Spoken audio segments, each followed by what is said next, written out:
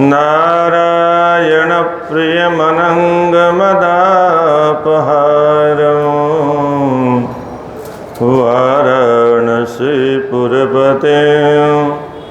भज विश्वनाथं वाराणसीपुरपते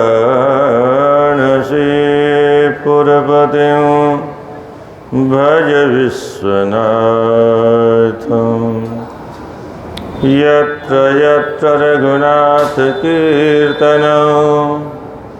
तत्र तत्र कृतमस्तकाञ्जलिं बाष्पवारि परिपूर्णलोचनं मारुतिं नमत राक्षसान्तकम्। हरे राम राम राम राम हरे हरे, हरे कृष्ण कृष्ण कृष्ण हरे हरे, हरे राम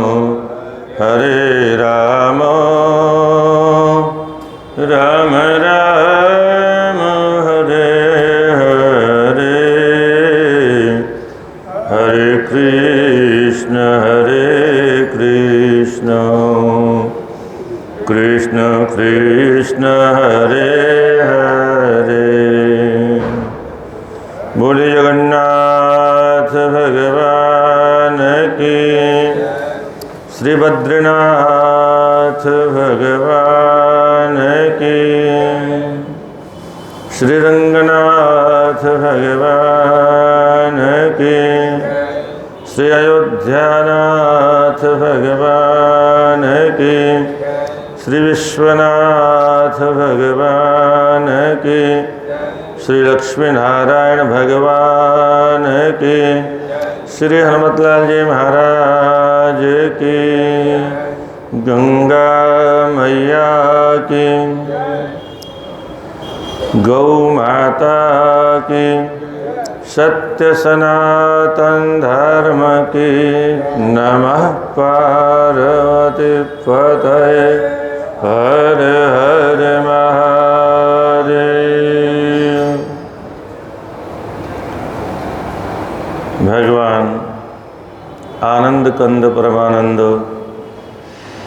मुक्तिदायक भगवान विश्वनाथ जी के परम पावन काशी नगरी में बैठ करके हम आप काशी खंड की पावन कथा कहने और सुनने का सौभाग्य प्राप्त कर अपने जीवन को धन्य बनाने का प्रयास कर रहे हैं।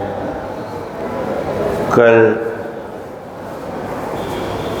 माँ भगवती पराम्बा ने भगवान भोलेनाथ से प्रश्न किया, जब यहाँ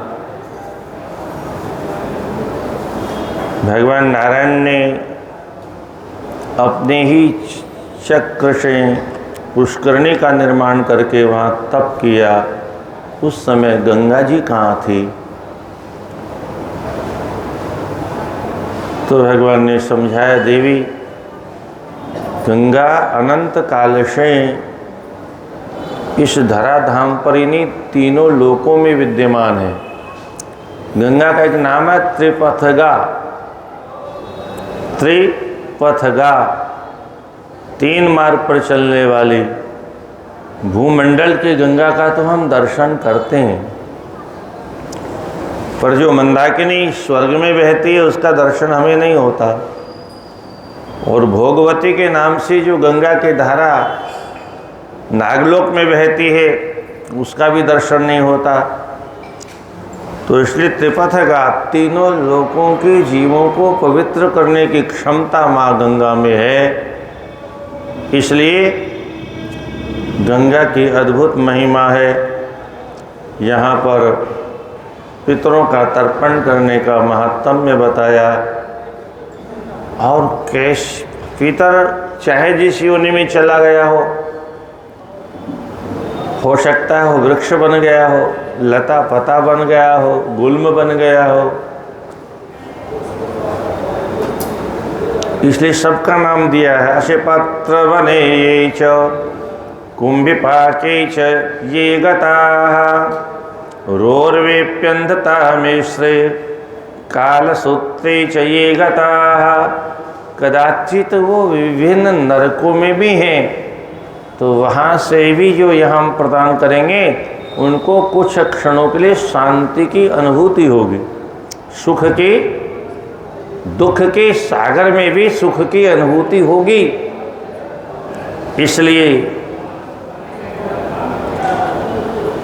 रोर्वेप्यन्धता मिश्रे कालसूत्रे च ये गताः। रोरम नरक में हो, चाहे अंधता मिश्र लोक में हो, चाहे कालसूत्र नाम के नरक में पड़े हों, चाहे अशिपत्र वन में पड़े हों, जात्यंत्र सहस्त्रेषु, अथवा 84 लाख योनि में किसी भी योनि में उसका जन्म क्यों न हो गया हो।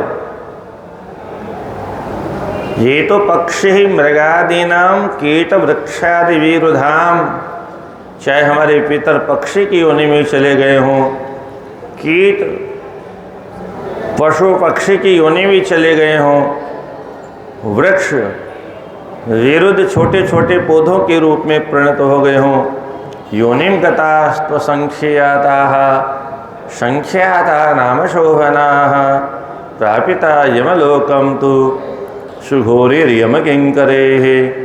चाहे घोर यम राज के लोक में चले गए हों, असंख्य योनि में किसी भी योनि में चले गए हों, वहाँ पर भी जो हम उसके निमित्त दान करेंगे उसको वहाँ सुख की अनुभूति होगी।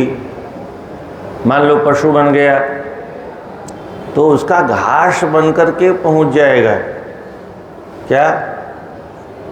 वृक्ष बन गया तो खाद बन करके पहुँच जाएगा, जल बन करके पहुँच जाएगा, पहुँचेगा अवश्य।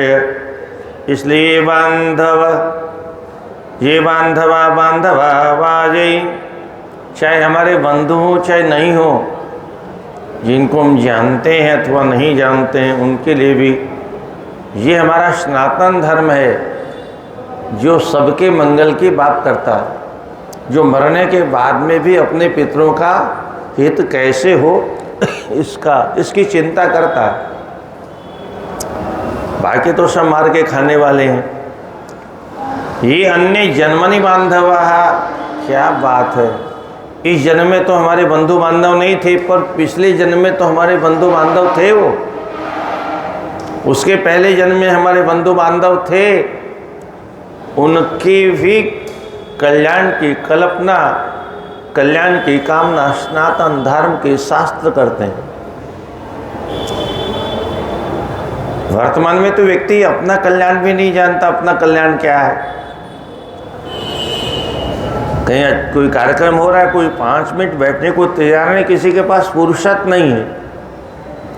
जजमान बुलाएगा तो दिन भर बैठ जाएंगे, पर कहीं अच्छी कथा हो रही हो तो वहाँ बैठने की किसी को फुर्सत नहीं। हम धर्म का ज्ञान हमको होगा कैसे? तो ये पे अज्ञातमानो वे च पुत्रा स्वगोत्रजा, जिनको हम जानते नहीं अथवा जो अपुत्रा है, जिनकी संतान नहीं है, उनको कौन तर्पण करेगा? जिनके कोई खानदान में नहीं है, खानदान नष्ट हो गया, कौन तर्पण करेगा?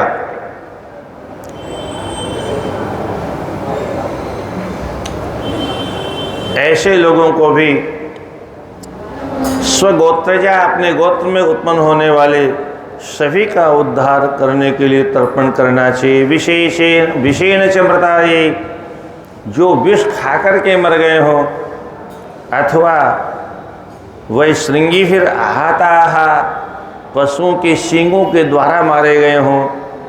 कृतघ्नाश्य गुरुघ्नाश्य ये च मित्रद्रोहस्तथा, जो कृतघ्न हों, उपकार किया पर उन्होंने उपकार को माना नहीं, ऐसे लोगों का उद्धार कैसे हो? गुरुघ्ना, गुरुजनों से द्वेष करने वाले लोग, गुरुजनों से शत्रुता करने वाले लोग, और मित्रद्रोह, अपने मित्र के साथ द्रोह करने वाले। स्त्री बाल घातकाये च ये च विश्वासघातका असत्य हिंसा निरता सदा पापरताश्चये। स्त्रियों की हत्या करने वाले हों, बाल हत्या करने वाले हों, भ्रूण हत्या करने वाले हों, विश्वासघात करने वाले हों। हमने विश्वास किया, विश्वास पूर्वक कुछ सामान रख दिया और लेने पहुँचे तो बोले कब रखा था, कहीं और रखा होगा, भूल गए हो तुम, हमारे पास नहीं रखा।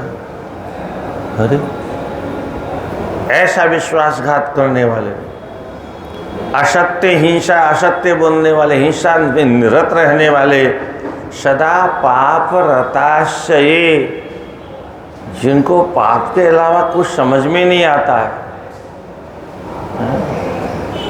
कुछ जातियां ऐसी होती है जिनको पाप के अलावा कुछ ही समझ में नहीं आता है। मारो काटो खाओ, मारो काटो खाओ, हिंसा ही रात दिन उनका धर्म है। ऐसे पाप करने वाले जो लोग हैं उनके नाम से भी हमारा सनातन धर्म तर्पण करके उनकी मंगल की कामना करता है। अश्व घोड़ा बेचने वाला हो, परद्रव्य हरण करने वाला, दूसरे का धन चुराने वाला हो, अनाथा कृपणादीना मानुष्य प्राप्त क्षमा, जो अनाथ हो, जिनका कोई नहीं, उनके नाम का भी तर्पण। कृपणादीन मानुष्यम प्राप्त, जो मनुष्य योनि को प्राप्त करने में अक्षम हैं, तर्पिता जाह्नवी तोयर नरेण विधिना सकृत, ऐसे जीवों को तर्पण करने से उनका कल्याण होता। प्रयान्ति स्वर्गतिम येपि स्वर्गिणो मुक्तिमाप्नुयात्, ये भी स्वर्ग को प्राप्त करते हैं। एतान् मंत्रा समुच्चार्य ये कुर्यात् पितृतर्पणं श्राद्धं पिंडं प्रदानञ्च सविधिज्ञम इहोच्यते। इन मंत्रों के द्वारा उनका तर्पण करना चाहिए। काम प्रदान तीर्थानि, तीर्थ में सभी प्रकार की कामनाओं की पूर्ति होती है। तानि सर्वाणि सेवन्ते, और जिन तीर्थों में जाकर के मनुष्यों की कामना पूरी होती है वो सारे तीर्थ काशी में रहते हैं, काशी का सेवन करते हैं। इसलिए काशी में ये सारी सत्क्रियाएं अवश्य करनी चाहिए। स्वसिंधु सर्वतः पुण्य ब्रह्म हत्या प्रहारिणी, काश्याम विशेषतो विष्णु यत्र चोत्तर वाहिनी। ब्रह्म हत्या करने वाले पापियों का भी यहाँ उद्धार होता है। काशी में विशेष रूप से भगवान जहाँ विष्णु निवास करते हैं, भोलेनाथ निवास करते हैं, जहाँ उत्तर वाहिनी गंगा है। यहाँ आते आते यहीं से गंगा जी मुड़ जाती उत्तर दिशा की ओर।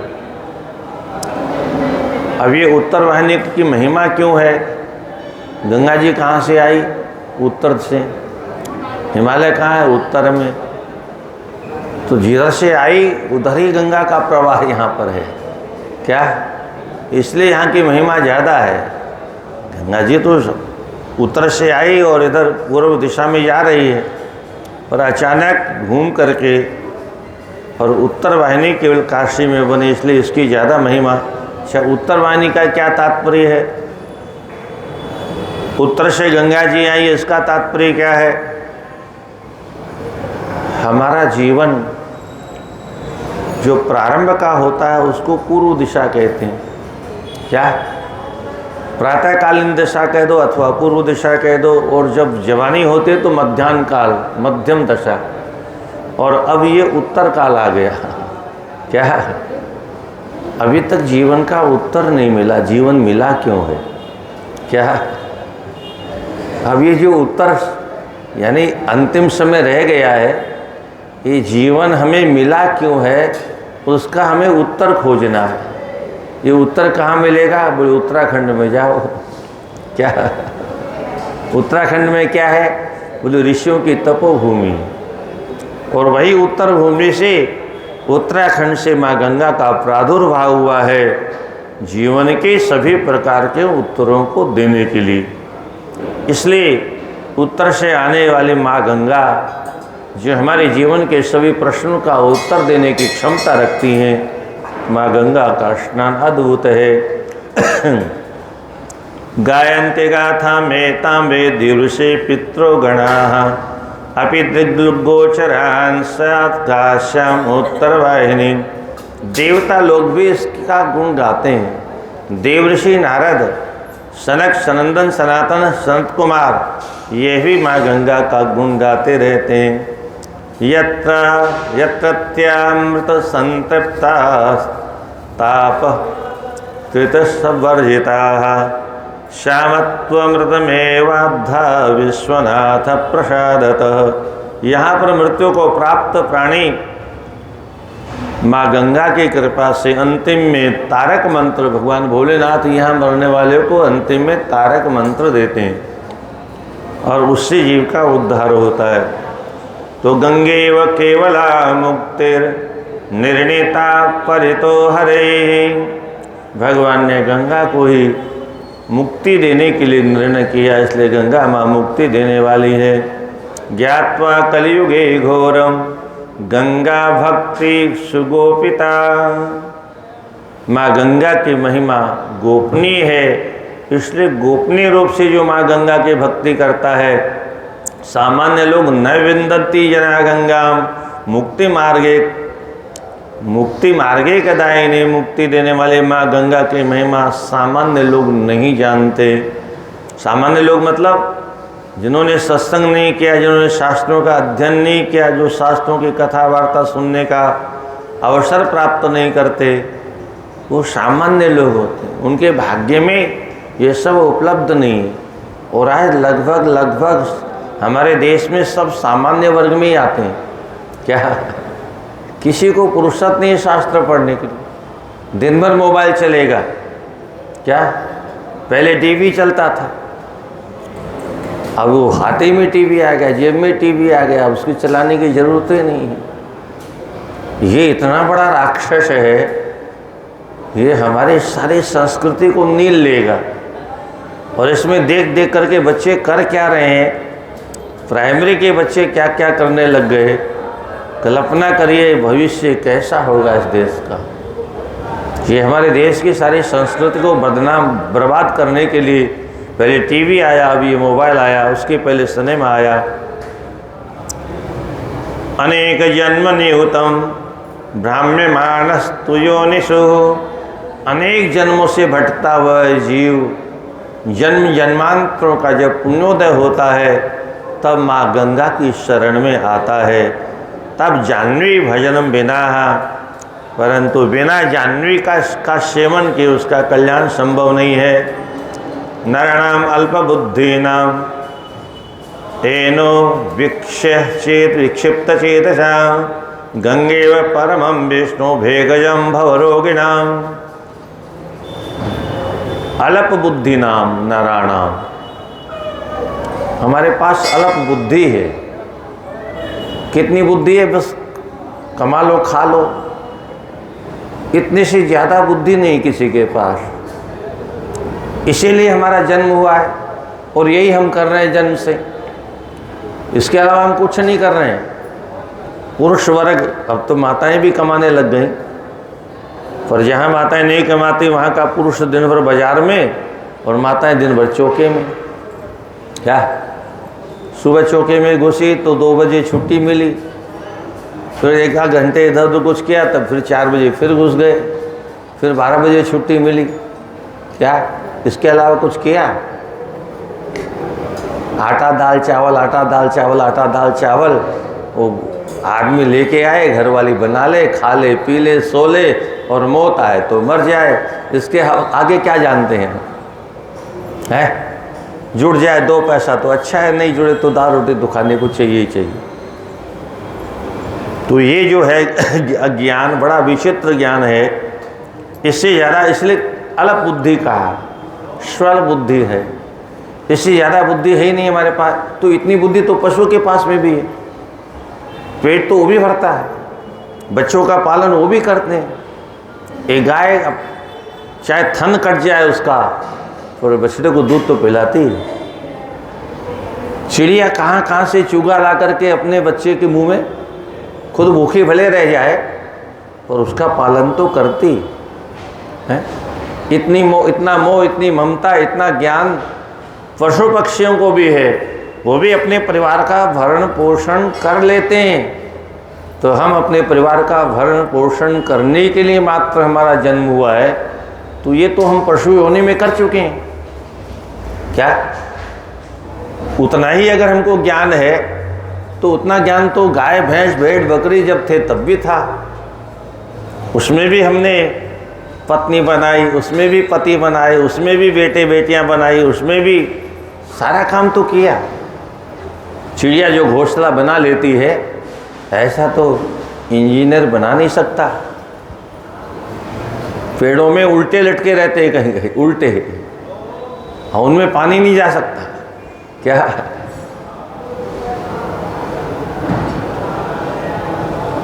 घोंसला बनाने के बाद में चाय जैसा बनाया, उसके बाद में उसको नरम करने के लिए डंलप गद्दा नरम, बच्चों को कष्ट नहीं हो तो कहाँ कहाँ से बाल इकट्ठा किया, जूट इकट्ठा किया, रुई इकट्ठी की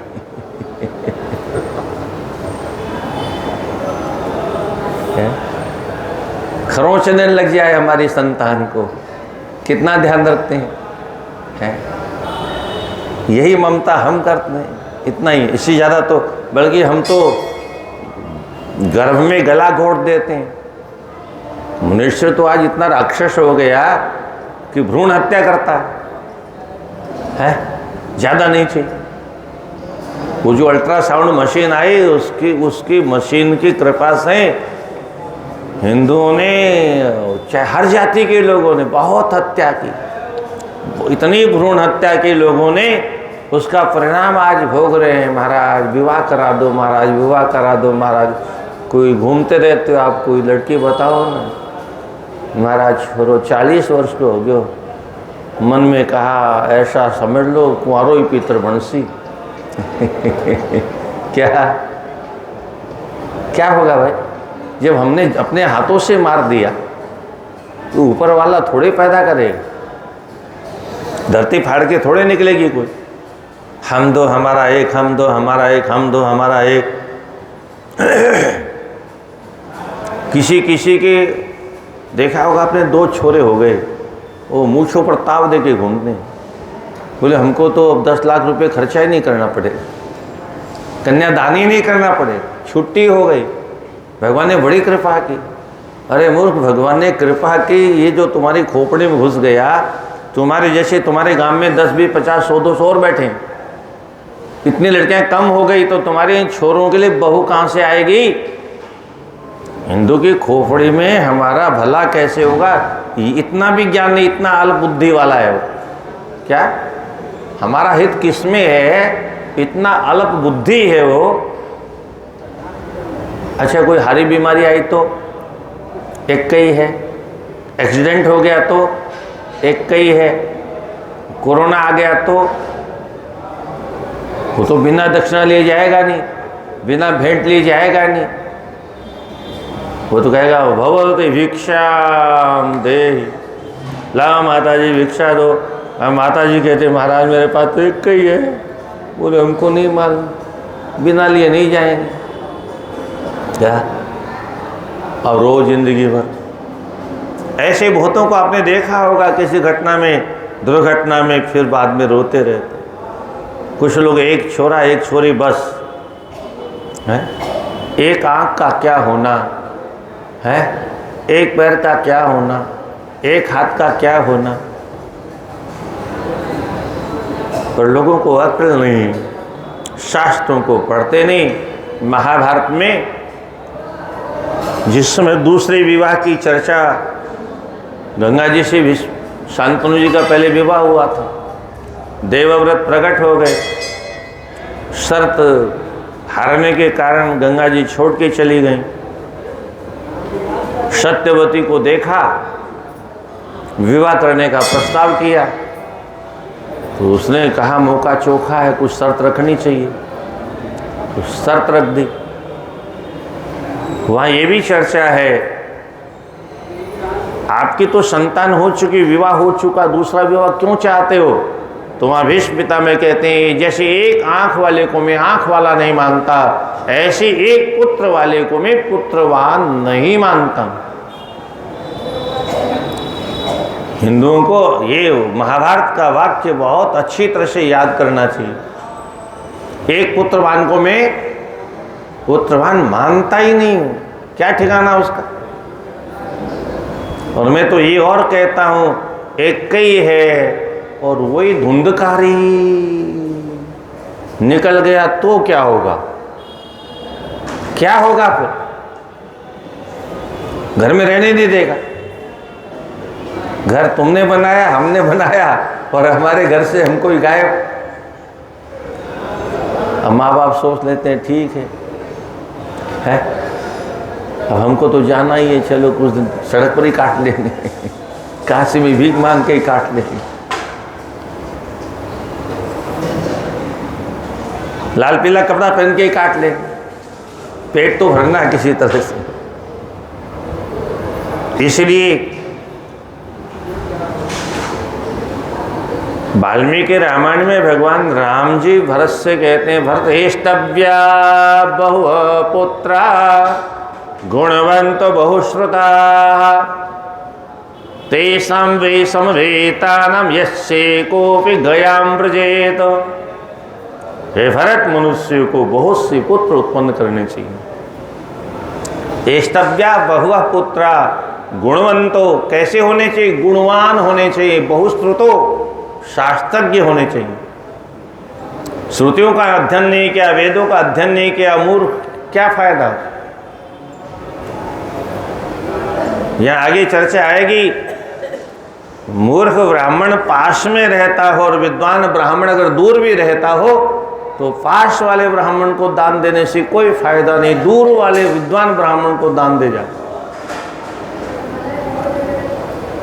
हालांकि निकट में रहने वाले ब्राह्मणों को भी देना चाहिए, पर सत्पात्र तो वही है जो विद्वान है, और दान उसी को माना गया है।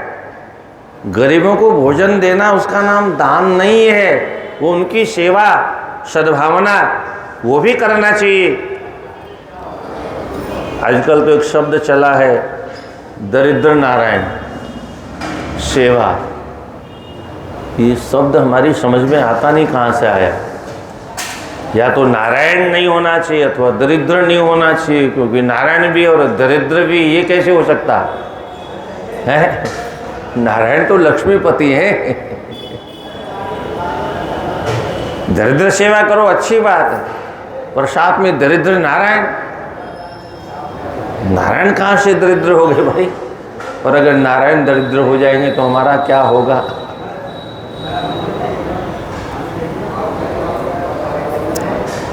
एष्टव्या बहु पुत्रा गुणवंता बहुश्रुतेषां वे संवेता नाम, बहुत से गुणवान पुत्रों में, बहुत से वेदज्ञ श्रुतिज्ञ पुत्रों में से कोई एक ऐसा होगा जो गया पहुंचाएगा। सब नहीं होंगे, इतने लोगों में वो एक ही है, उसको फुर्सत ही नहीं मिल रही है। पहले तो अगर सोचता ही नहीं, सोचता है तो फुर्सत नहीं मिलती। अब दो चार होते हैं तो एक भाई को कहीं भी भेज दो, एक भाई को कहीं भेज दो, एक भाई को कहीं भेज दो, एक ही है तो कहाँ कहाँ जाएगा है? तो हिंदुओं को तो अपना भला किसमें होने वाला है इसका भी ज्ञान नहीं है। समाज का और देश का भला तो करेगा क्या? अल्प बुद्धि नाम विक्षिप्त चेतसाम, विक्षिप्त चित्त वाला है, केवल दाल रोटी के लिए पागल हो गया और कुछ नहीं। गंगे व परमं विष्णु वेगजम भवरोगिणाम, केवल माँ गंगा ही उस पागलपने की औषधि है। क्या? भेगजम भवरोगे नाम, संसार का रोग जिसको लग गया हो, माँ गंगा ही उसके लिए औषधि है, इसलिए उसके जल का सेवन करना चाहिए। खंड स्फुटित संस्कारम, और गंगा के तट पर अगर कोई घाट टूट गया हो तो घाट का निर्माण कराना चाहिए। कोई मंदिर खंडित हो गया हो उसका जीर्णोद्धार करना चाहिए। मम लोके चिरकालम, ऐसा करने वाले मेरे लोक में चिरकाल तक, बहुत समय तक निवास करने का सौभाग्य प्राप्त करते हैं। गंतुमुद्देश्य यो गंगा परार्थ स्वार्थमेव वा, मैं गंगा जाऊंगा ये कभी निर्णय किया अथवा किसी के कहने पर हाँ कर दिया, फिर ऐन मौके पर मना कर दिया। इसका मतलब गंगा स्नान करने से बढ़कर के संसार का काम है, परमार्थ से बढ़कर के संसार का, स्वार्थ का काम है। ऐसी जिसकी अक्ल है उसको अल्प बुद्धि न कहें तो क्या कहें? क्या तो न गच्छति परम मोहात स पतेत पितृभि सह। ऐसा प्राणी अपने तो गिरता ही गिरता है, अपने पितरों को भी स्वर्ग से नरक में गिरा देता है। इतना संकल्प आया और पूरा नहीं किया, इसका पाप इतना बड़ा हो गया। कोई अच्छा संकल्प, कभी कभी जब कहते हैं कभी काशी आओ, वृंदावन आओ महाराज, भगवान बुलाएंगे तो आएंगे। क्या कहते हैं लोग? भगवान बुलाएंगे तो, हे भगवान, भगवान बुलाएंगे हैं? भगवान के रिश्तेदार हो क्या है? वही हर व्यक्ति अपने रिश्तेदार को बुलाता है। अगर हमने कोई भगवान से रिश्ता जोड़ा हो तो शायद भगवान भी बुला लेते। रिश्ता कुछ है ही नहीं भगवान से, और भगवान बुलाएंगे तो आएंगे। अरे क्यों बुलाएंगे? हमारी क्या गर्ज है उनको? हमारी गरज हो तो हम जाएं, उनको हमारी क्या गरज है? हमारे जैसे तो अनंत है वहाँ, हमको कौन पूछने वाला है? तो ये जो ज्ञान नहीं है, ऐसे अज्ञानियों के लिए क्या कहना चाहिए? सर्वाणी शाम गंगेय, जिस प्राणी का संपूर्ण कार्य माँ गंगा से संपन्न होता है। संपूर्ण कार्य का मतलब घर की रसोई भी गंगा से, जल से बनती हो। और पहले ऐसा होता था, कुंभ के मेले में हम लोग गंगा जल से रसोई बनाते थे। अब थोड़ा वहाँ का जल भी बड़ा विचित्र हो गया, तो धीरे धीरे लोगों की श्रद्धा कम हो गई। नहीं तो सन 70, 75, 80 में गंगा जी से जल ला करके ही बड़े बड़े टोकने होते थे, पीतल तांबे, उसमें रख दिया जाता था। उसमें मट्टी जो है नितर जाती थी और गंगा जल से रसोई बनती थी कुंभ के मेलों में, साधुओं के आश्रम में। अब धीरे धीरे स्थिति खराब हो गई। कुछ लोग आज भी गंगा के किनारे कुआं सा बना लेते हैं, तो कुएं में गंगा जी का जल रिस रिस करके आ जाता है, तो उससे रसोई बनाते हैं। सर्वाणी शाम गंगे तो ये कृत्यानि नाम भूमि स्थापिते मृत्या। क्या बात है! जो सारा कृत्य अपना गंगा जल से ही संपादित करता है, वो देखने के लिए भले ही धरती पर रहते हैं, और वो सब देवता लोग हैं। कितना सम्मान दिया है। शर्मेपि वयो भागे स्वसिंधुम योनि सेवते, कृतोपेनांसि बहुशः सोपि यायात् शुभां गतिम। कितना भी बड़ा कोई पापी हो, संतापी हो, उपद्रवी हो, माँ गंगा के शरण में जो आता है उसके सारे पाप नष्ट हो जाते हैं। यावद अस्थि मनुष्याणाम, जब तक गंगा जी में मनुष्य की हड्डियाँ पड़ी रहती है तब तक वह दिव्य लोकों में निवास करने का, स्वर्ग लोके महीयते, स्वर्ग लोक में रहने का सौभाग्य प्राप्त करता है। इसीलिए मृत्यु के बाद में जो फूल इत्यादि गंगा जी में। पर यहाँ आप लोगों को एक बहुत विचित्र बात बताऊं, गंगा जी आप भी जाते हो, हरिद्वार जाते हो, कहाँ नहा के आते हो? कहाँ पर है? हरिद्वार में कहाँ नहाते हैं आप लोग? हर की पेड़ी। वहाँ गंगा जी है ही नहीं, नहाते रहो। ये हमारा दुर्भाग्य देखिए सनातन धर्मावलंबियों का। यहाँ के नेताओं ने, विदेशियों ने जो सो किया स्वतंत्र भारत के बाद में भी सनातन धर्म का विनाश करने के लिए इतना बड़ा प्रोपेगेंडा किया गया हिंदुओं के साथ में कि गंगा जी का स्पर्श न होने पाए, पितरों का तर्पण न होने पाए, भगवान का स्नान न होने पाए, कोई गंगा जल पान न कर पाए। नहर बना दी वहाँ पर। वहाँ क्या है? नहर है। नेहरू ने नहर बनाई वहाँ पर। विरोध भी हुआ। स्वामी कृपात्रे जी महाराज, मदन मोहन मालवीय इत्यादि ने काफ़ी कुछ कहा सुना, कुछ आंदोलन भी हुआ, पर सरकार तो सरकार होती है। और सौंदर्यीकरण हो गया तो हमने समझ लिया वही गंगा जी है। सारे हिंदू वहीं जाके मरते हैं। गंगा जी कभी आपको फिर नहाने की इच्छा हो तो या तो सप्तऋषि में स्नान करना, या फिर दक्ष प्रजापति के दरवाजे पर एक छोटी सी धारा बहती है जिसको नील धारा कहते हैं, वो असली गंगा जी है। अब आप कहोगे गंगा जी वो क्यों नहीं है? गंगा जी कहते किसको है फिर? तो भगीरथ रथ खाता व छिन्न जल धारा गंगा। भगीरथ के पहिए के पीछे पीछे जो धारा चली उसका नाम गंगा है। हम नहर बना दे उसका नाम गंगा नहीं। वो गंगा नहर तो हो सकती है, उसमें गंगा जल तो हो सकता है, पर वो गंगा जी नहीं हो सकती।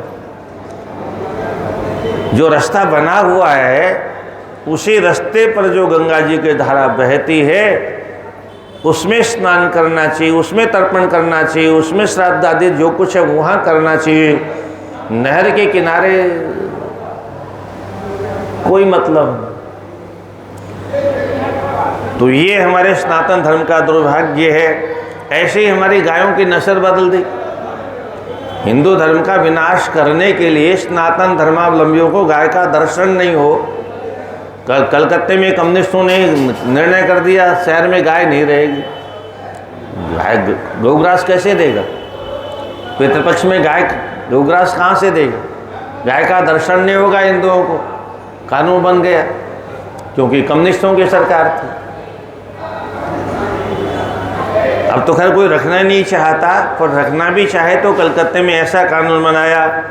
तो ये सब सनातन धर्म के जो दुश्मन हैं, हमने तो सोचा ये हमारे अपने ही देश के नेता, इनके हाथ में सत्ता आ गई, ये अंग्रेजों के बाप निकले सनातन धर्म का विनाश करने के लिए। आज तक शिक्षा में कोई परिवर्तन नहीं किया। 75 वर्ष हो गए, कोई मैकाले की बनाई हुई शिक्षा पढ़ते हैं, ऊपर से सिनेमा देखते हैं, कोई संस्कार बच्चों में अच्छा आता नहीं। सर्वाणि शाम गंगे स्तोय यावद अस्ति मनुष्यानाम, तो गंगा जी में अस्थि, इसलिए गंगा जी में अब अस्थि पड़ते नहीं हमारे पूर्वजों की। नहर में डाल के क्या चले आते हैं। अब शास्त्रों को पढ़े तो पता चले कि गंगा जी कहाँ है। गंगा जी कहते किसको है? सत्संग सुनते नहीं, सब लोग आवाज़ उठाते नहीं, इसलिए हिंदू की दशा हो रही है। भगवान विष्णु कहते हैं देव देव जगन्नाथ जगताम हित कृत प्रभो। हे भगवान, कदाचित किसी के अपमृत्यु हो जाए, जिसको अकाल मृत्यु कहते हैं। अकाल मृत्यु हम कहते हैं, पर वो काल में ही मरता है, बिना काल की मृत्यु नहीं होती है। तदीश विनिवेद्यता, उसकी परागति कैसे होगी, कृपा करके यह बताइए। भगवान भोलेनाथ कहते हैं अत्रार्थे कथयिष्यामि पुरा वृत्तमधोक्षज। हे कमलनयन, इस विषय में आपको मैं एक पुराना इतिहास बताता हूँ। शृणस्व एक मना विष्णु। अब भगवान विष्णु से भगवान कहते हैं सावधान होकर सुनिए। एकाग्र, एक मना मतलब एकाग्र मन वाला। ये पुरानी परंपरा है। भगवान को भी भगवान कहते हैं एकाग्र मन से सुनो, तब तो कुछ सुन पाओगे। मन एकाग्र नहीं, कहीं और चला गया तो क्या होगा? कथा निकल गई, हम सुन ही नहीं पाए। कभी कभी होता है ना, व्यक्ति आमने सामने बात कर रहा है और हमारा मन कहीं चला गया, तो फिर पूछता हाँ क्या कह रहे थे? अरे अभी तो बोल रहे थे, सामने तो बताया हमने, पर मन कहीं बीच में चला गया तो ध्यान कहीं एकाग्र हो गया, मन कहीं एकाग्र हो गया और सामने खड़ा होकर व्यक्ति बात कर रहा है, उस बात को भी उसने सुना नहीं। ये प्रत्यक्ष प्रमाणित करता है कि भले ही आमने सामने खड़े हो, भले ही सामने देख रहे हो, पर अगर मन हमारा कहीं और है तो इंद्रिय अपना काम करती ही नहीं। ये तो अपना राजा जब आदेश देगा तब काम करेगी। भागवत जी में 24 गुरुओं की जब कथा आती है तो एक हथियार बनाने वाला तीर बना रहा था और राजा की सवारी गई, बैंड बजते हुए, गाजे बाजे के साथ में, जय जयकार होते हुए, जिंदाबाद मुर्दाबाद। राजाओं के तो ऐसे ही होता ठाठ वाठ। तो किसी को उसमें शामिल होना था, तो किसी ने आगे पूछा, अरे भाई सुनो सुनो, क्या है? इधर से राजा की सवारी गई, किस सड़क पर गई है? बोले मैंने तो देखा ही नहीं। अरे बोले कमाल की बात करते हो, हैं? तुम यहाँ बैठे हो, इधर से सवारी गई है, आगे 2 रास्ते हो गए, वो तुम्हारे सामने दिखाई दे रहे, हम जानना चाहते हैं किस रास्ते गए। बोले हमको नहीं मालूम। अरे तो तुम ऐसा क्या कर रहे थे? बोले मैं अपना काम कर रहा था। क्या? अपने तीर को बनाने में लगा था, मुझे क्या मतलब कौन आया कौन गया, मैं अपने काम में। व्यक्ति को कितना दत्त चित्त रहना चाहिए, दत्तावधान रहना चाहिए, कितना एकाग्र रहना चाहिए। एक सामान्य काम करने वाला व्यक्ति भी एकाग्र होकर काम नहीं करेगा। रोटी क्यों जल गई? मन कहीं चला गया। दाल क्यों लग गई? मन कहीं चला गया। साग क्यों जल गया? कहीं मन चला गया। मन जाने के बाद तो हाथ जल जाएगा भाई। इसलिए मन के योग के बिना जब संसार का कोई काम नहीं होता, संसार का काम बिगड़ जाता है, तो परमार्थ का काम करें और केवल शरीरवार रहे और मन रहे ही नहीं, तो परमार्थ का काम कैसे होगा? इसलिए शरीर का किया हुआ काम कहीं पर भी मान्य नहीं है, आध्यात्मिक जगत में बिल्कुल मान्य नहीं है। मन का संयोग जब होगा तभी जप होगा, तभी तप होगा, तभी साधना होगी, तभी आराधना होगी, तभी स्तुति होगी, तभी प्रार्थना होगी, तभी अभिषेक होगा, तभी कथा श्रवण होगी। अन्यथा बैठे रहो, कोई फर्क नहीं पड़ता। तो आप एक मना होकर के सुनिए, कैसे कैसे विचित्र शब्द आ जाते हैं। पूरा कलिंग विषय। कलिंग देश में पहले एक ब्राह्मण था। ब्राह्मण कुल में केवल जन्म हुआ, वो अधम ब्राह्मण था, क्योंकि ब्राह्मणोचित कोई क्रिया उसने जीवन में कभी की ही नहीं। संध्या स्नान विहीनस्य, न संध्या करता था। अरे स्नान ही नहीं करता तो संध्या क्या करेगा? और वेदाश अक्षर वर्जितः, वेद का एक अक्षर का उसने अध्ययन नहीं किया। ब्राह्मण कैसा होना चाहिए? शास्त्रों में बार बार आता है, ऐसा नहीं कि हमारे यहाँ बिल्कुल पक्षपात किया गया है। अगर ब्राह्मण त्रिकाल छोड़ करके कम से कम एक काल भी संध्या नहीं करता है तो वह किसी भी कार्य में उसका प्रवेश वर्जित है। किसी धर्म का कार्य करने का उसको अधिकार नहीं, कोई फल नहीं मिलेगा। ये तो काशी में थोड़ी बहुत संध्या की परंपरा रह गई है, बाकी तो लगभग लुप्त हो गई है।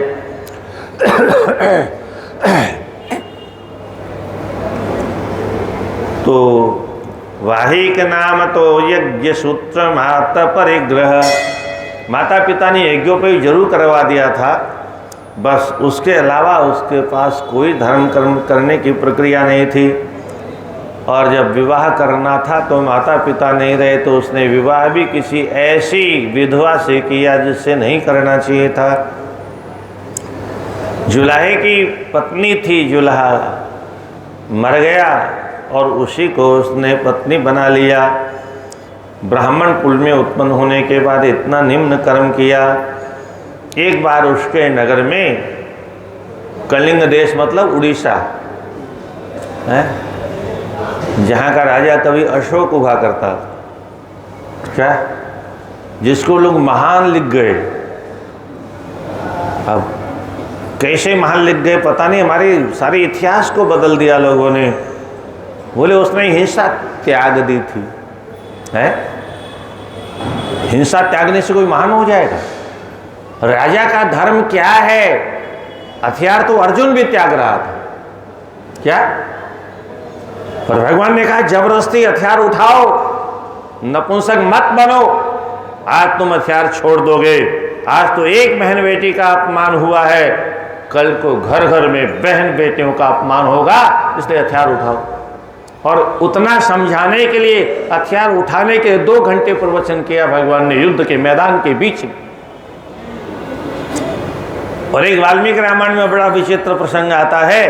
भगवान ने जो प्रतिज्ञा की, राधे राधे, भगवान राम ने जो प्रतिज्ञा की मैं राक्षसों को मारूंगा, तो माता जी नाराज हो गई। माँ तो माँ होती है? माँ तो माँ होती है, क्योंकि सब उसके होते हैं, उसके लिए सब बराबर होते हैं। तो माँ इतनी नाराज हो गई, जैसा कभी संभव नहीं था माँ ने ऐसा बहुत कुछ बोला वहाँ। और प्रार्थना करते हुए, क्षमा मांगते हुए कहते भगवान, मनुष्य के जीवन में 3 पाप होते हैं। अकारण झूठ बोलना, अकारण किसी को पीड़ा देना, और पर नारी का स्पर्श अथवा जो भी कुछ करना हो पर नारी के साथ। ये 3 अपराध मनुष्य के जीवन में होते हैं। 2 अपराध तो आपके जीवन में नहीं। आप झूठ नहीं बोलते हो, आप पर नारी की ओर आंख उठा के देखते नहीं हो, पर आज एक पाप आपके अंदर प्रवेश कर गया है। और मैं आपकी धर्म पत्नी हूं, मेरा धर्म है आपको सावधान करना। पति का काम है पत्नी को सावधान करना, पति का धर्म है, काम नहीं है वो। पति का धर्म है पत्नी गलत मार्ग पर जाए तो उसको सावधान करे, और पति गलत जाए तो पत्नी का धर्म है वो उसे सावधान करे। सामान्य व्यक्ति कोई गलत मार्ग में जा रहा है तो कोई भी टोक सकता है, पर आज के ज़माने में टोकने का युग नहीं, क्योंकि सिनेमा देख देख के डिशुम डिशुम शुरू हो जाता। तुमने क्यों, तुमको क्या मतलब? और तब से लोगों ने बोलना बंद कर दिया। एक ज़माना था पूरे गांव के लोगों से पूरे गांव के बच्चे डरते थे। को फलानो चाचो, अरे वो फलानो ताऊ, अरे वो दादो मारेगा, भागो। वो खेल छोड़ के बच्चे भाग जाते। बाद में सिनेमा चला तो उसमें झगड़ा शुरू हो गया, तो माताओं ने आपस में तू मैं क्यों, हमारा बच्चा कुछ भी तुमसे क्या मतलब। लोगों ने कहा चूल्हे भांड में जाने दो, तब से बच्चे बिगड़ने लगे।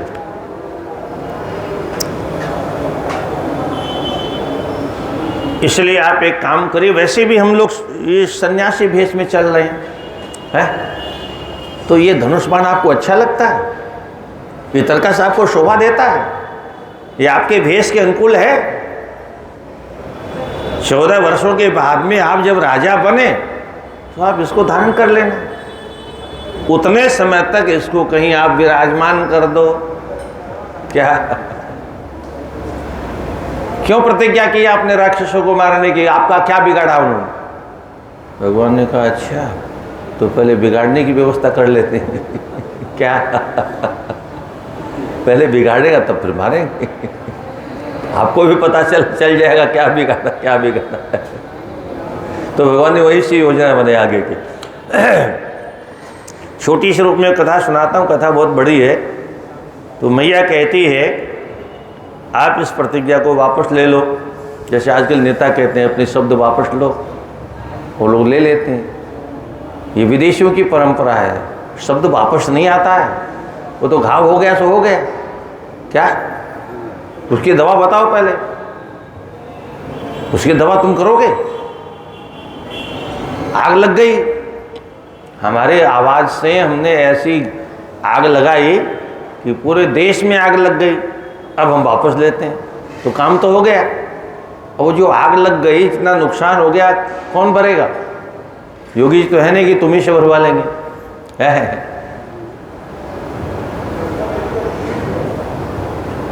भगवान राम, क्या बात है!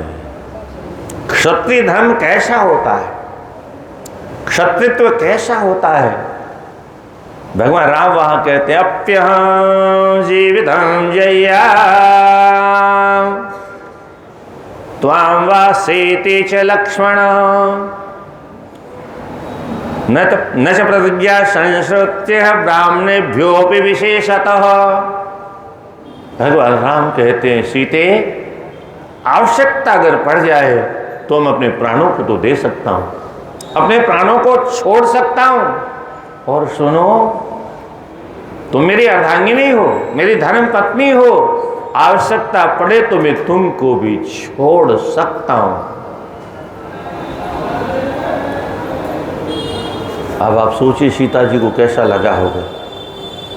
फिर आगे कहते हैं आवश्यकता पड़े तो प्राणों जैसे प्यारे मेरे भाई लक्ष्मण का त्याग कर सकता हूं, पर मैंने जो प्रतिज्ञा की है इनका विनाश करूंगा। ये क्षत्रिय का धर्म है प्रतिज्ञा करने का, और प्रतिज्ञा पूरी नहीं करने वाला क्षत्रिय नरक में जाता है, उसके पूर्वज भी नरक में जाते हैं। इसलिए प्रतिज्ञा का त्याग नहीं करूंगा। और विशेष करके ब्राह्मणों के बीच में मैंने प्रतिज्ञा की है, ऋषियों के बीच में, ये सत्य की पुजारी है सब, इनके बीच में मैंने जो प्रतिज्ञा की है उसका त्याग मैं नहीं कर सकता। आप बोलो क्या चाहती हो आप? आपको छोड़ सकता हूं, अब इसके आगे क्या बोलेगा? ये क्षत्रिय का धर्म है। क्षत्रिय बोले हम सन्यासी है तो क्या हुआ, कपड़े बदलने को वैसा सन्यास तो हमने लिया नहीं है कि गुरु जी से नगोटी ले ली हमने। केवल तापस वेश विशेष उदासी, इसलिए ये भेष बना लिया है खाली। असली बाबा जी थोड़े हैं हम, नकली बाबा है। असली तो क्षत्रिय राजकुमार है, और क्षत्रिय अपने धनुष बाण को कभी रखता नहीं, मृत्यु पर्यंत अपने शस्त्रों को धारण करता है, पता नहीं कब आवश्यकता पड़ जाए। यही तो क्षत्रिय का सब कुछ है। इसी के बल पर तो दुष्टों को दंड देता है, इसके बल पर धर्म की रक्षा करता है। ये अस्त्र ही छोड़ देगा तो फिर उसके पास रह क्या गया? धर्म की रक्षा करने के लिए अर्जुन ने अपने भाई साहब के प्रकोष्ठ में रखी हुई धनुष को उठाने के लिए भली मुझे 12 वर्ष वन में जाना पड़े, पर ब्राह्मण की गायों की रक्षा करनी है, इसलिए स्तर नीचा करके गए, धनुष बाण उठाया, ब्राह्मणों की गायों को छुड़ाया और कहा भाई साहब आज्ञा करो। क्या प्रोग्राम है, क्या करना चाहते हो? बोले 12 वर्ष के लिए बन जाना चाहता हूं। क्यों क्यों चाहते हो बन जाना? बोले हम लोगों ने प्रतिज्ञा की थी ना नारद जी के कहने पर, जिस भाई के पास द्रौपदी रहेगी उस भाई के पास दूसरा भाई अगर चला गया तो उसको 12 वर्ष बन जाना पड़ेगा। अरे बोले तुम ने कोई पाप तो तुम्हारे मन में था नहीं, ब्राह्मणों की गायों की रक्षा करने के लिए आए थे, तो दोष कहाँ लग गया इसमें? कहीं नहीं जा रहा, आराम से बैठो। फिर कहा नहीं भाई साहब, नियम हमने बनाया है। अरे तो बच्चे मैं तुम्हारा माँ बाप हूं, और एक माता पिता के सामने बच्चा अगर आ जाए तो क्या फर्क पड़ता है? और वैसे हमारा तो ब्रह्म चिंतन चल रहा था, ब्रह्मोपदेश चल रहा था, तो आके दोष कहाँ हो गया? बोले भाई साहब ये आपकी ममता बोल रही है, ये आपका मोह बोल रहा है। नियम हमने बनाया और पालन हम नहीं करेंगे। आज के नेताओं को इन ग्रंथों को पढ़ना चाहिए, सुनना चाहिए। अर्जुन कहते हैं जिन नियमों को बनाने वाला अगर नियमों का पालन नहीं करेगा तो समाज उसका पालन क्यों करेगा? आज नेताओं के लिए कोई नियम नहीं है, चाहे जितना बड़ा कांड कर दे। गलती से लालू जेल में चले गए, आराम से घर में बैठ के राजनीति कर रहे हैं। क्या बेल बनी हुई है, वो बेल इतनी लंबी है कि चाहे जहाँ ले जाओ उसको फैल जाती है, रबड़ की है वो। क्या सभी नेता बड़े बड़े बेल पर आराम कर रहे हैं? ये बेल गरीब के पास नहीं होती, क्या अमीरों को बहुत जल्दी मिल जाती। ऐसा कानून, गलती से एक नेता गया जेल में चारा खा के, वो भी आराम कर रहा, सारा काम कर रहा है। तो ऐसा कानून किस काम का जो नेताओं को जेल में डाल ही नहीं सकता, छू भी नहीं सकता। उन्होंने तो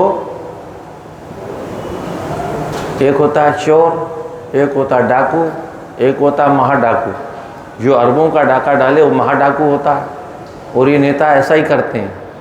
परंतु डाकू कोई नहीं कहता इनको कि मीडिया वाले भी चोर हैं, वो तो घोटाला किया। ये बहुत सभ्य शब्द है घोटाला। ये होता क्या है घोटाला? भाई सीधे बोलो ना, महाडाकू है? पता तो चले महाडाकू। घोटाला, घोटाले शब्द में वो उनका अपराध सारा खत्म कर दिया, कोई महान काम किया है। छू नहीं सकता कानून। कहने का तात्पर्य, क्षत्रिय वो धनुष वहां रख दिया था, धनुष नहीं होता तो कैसे रक्षा होती? वो धनुष को लेने के लिए उन्होंने 12 वर्ष का वनवास स्वीकार किया। 12 वर्ष तो भटकने के बाद तब वापस आए। तो ये क्षत्रियों का धर्म है। इधर भगवान राम ने भी त्याग नहीं किया, तो अशोक ने क्या किया? बौद्ध धर्म स्वीकार कर लिया, हथियार फेंक दिए, आज से हथियार नहीं उठाऊंगा, युद्ध नहीं करूंगा, अहिंसा परमो धर्म, धम्मम शरणम गच्छामि, बुद्धम शरणम गच्छामि। उसके अहिंसा का व्रत लेने के कारण विदेशी आ गए इस देश में। क्या विदेशियों का पदार्पण इस देश में कैसे हुआ? अशोक की गलती से हुआ। अशोक जैसा राजा अगर अपने हथियारों का त्याग नहीं करता तो विदेशियों को आने की जगह नहीं मिलती इस देश में। इसलिए राजा को हमेशा, राजा हिंसा करता है तो अपराधियों को दंड देता है, वो हिंसा हिंसा नहीं होती। अपराधियों को दंड नहीं देना ये अपराध है। किसी को फांसी देती है सरकार, उसको पाप थोड़े लगता।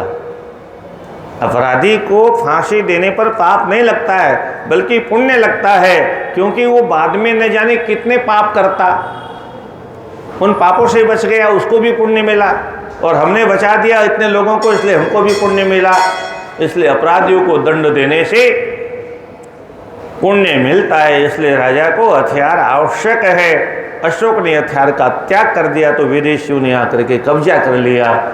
ये महान नहीं हो सकता अशोक पर। लोग विदेशी लोग लिख गए, हम पढ़ रहे हैं।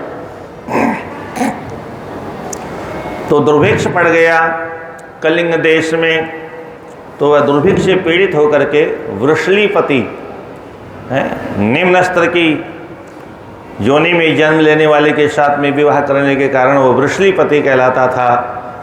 तो वह अपने प्राणों को बचाने के लिए दंडकारण्य में से होता हुआ जा रहा था। रास्ते में एक शेर की नज़र पड़ी और उस शेर ने उसको अपना भक्ष्य बना लिया। शेर तो अपना जो खाना पीना था खा पी के चला गया। अब आए गीध जो आज गायब हो गए। क्या ये जब से टावर लगे ना, ये मशीनें लगी, गिद्ध गायब हो गए। गिद्ध कहीं दिखाई देते नहीं। ये सफाई कर्मी थे भगवान के बनाए हुए। क्या आकाश में से देख लेते थे कहाँ सफाई करनी है, तो इनका भोजन भी हो जाता था, सफाई भी हो जाती थी। तो गृध्यो रामेश गृधन्वो परस्पर जैषिनो अवाप तत्पाद गुलफम कंकचंशु कुटात्तदा। एक गीध जब एक हड्डी लेकर के पैर के जा रहा था, उसी समय दूसरा गीध मिल गया। आपस में युद्ध हो गया उस हड्डी को छीनने के चक्कर में, और वो हड्डी गिर पड़ी चोंच से। तस्य वाहिक विप्रस्य व्याघ्र व्यापादिदस्य मध्य गंगम देवयोगाद पतद्यद द्वंद्वकारिणो। वो झगड़ा करने वाले गिद्धों की कृपा से वो चोंच से निकल पड़ी और बिल्कुल गंगा जी के बीच में जाके गिर पड़ी। इधर जब वो मरा तो तुरंत यमदूत आए, ले गए उसको, और यमदूतों ने अपना दवा करना प्रारंभ कर दिया। यमदूत कौन है? यमदूत अथवा यमालय किसको कहते हैं? यमलोक क्या है? उसको ठीक से अपनी भाषा में समझने का प्रयास करिए। यमालय उस स्थान का नाम है जहाँ पर यहाँ के पापियों का इलाज होता है। क्या सामान्य रोगियों का इलाज तो यहाँ के अस्पतालों में होता है, और जो मनोरोगी हैं, कामी, क्रोधी, लोभी, ईर्ष्या, द्वेष, मद, मात्सर्य, अहंकार आदि करने वाले विषय वासनाओं की जो कीड़े हैं, और विषय वासनाओं के चक्कर में जो हर नाना प्रकार के पाप, ताप, उत्पात, उपद्रव, अनाचार, अत्याचार, पापाचार, कदाचार, भ्रष्टाचार करते रहते हैं, ऐसे लोगों को ले जा करके जहाँ उसकी बीमारियों का बहुत सूक्ष्म इलाज करते हैं, रगड़ रगड़ करके, पेल पेल करके, और जब इलाज हो जाता है, जब वो स्वस्थ हो जाता है, तो फिर दोबारा मृत लोक में उसको भेज दिया जाता है। तो ये वहाँ जाकर के उसकी सेवा कर रहे थे। कशाभिर्घाति तो अत्यंतम आराभिपरितोदितः वमनम रुद्रम आश्रयेन नीतस्ते समयाग्रतः। रुधिर की धारा बह रही थी, कशाभिष ताड़ित हो, कोड़े से उसकी पिटाई हो रही थी, और नाना प्रकार के दंड उसे दिए जा रहे थे। यमराज ने उसके पाप पुण्य के बारे में पूछा चित्रगुप्त से, इसने कौन कौन सा पाप पुण्य किया, इसका बही खाता तो निकालो। आपृच्छिर धर्मराजेन चित्रगुप्तो अथमापते धर्माधर्म विचार्याश्य कथयाशु द्विजन्मनः। धर्म और अधर्म का विचार करके शीघ्र बताओ क्या किया है। तो वेवस्वतेन पृष्ठो अथ चित्रगुप्तो विचित्रधी।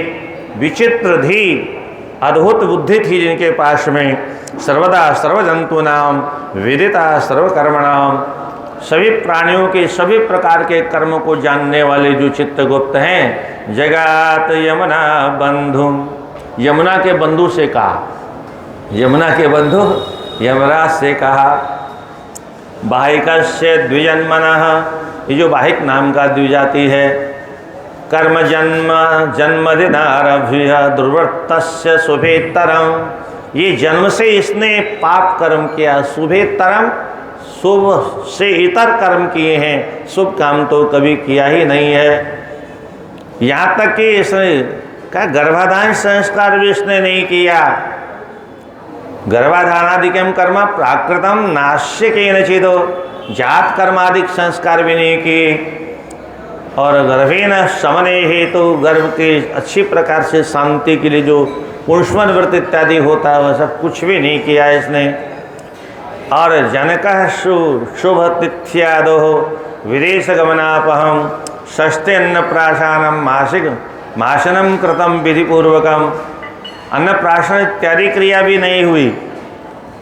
सर्वदा मिष्ट अन्ना अश्नाति कर्मणो येन भास्करे है, ये जो भी कुछ उपलब्ध होता था बिना किसी को भोग राग लगाए अकेला ही खा जाता था।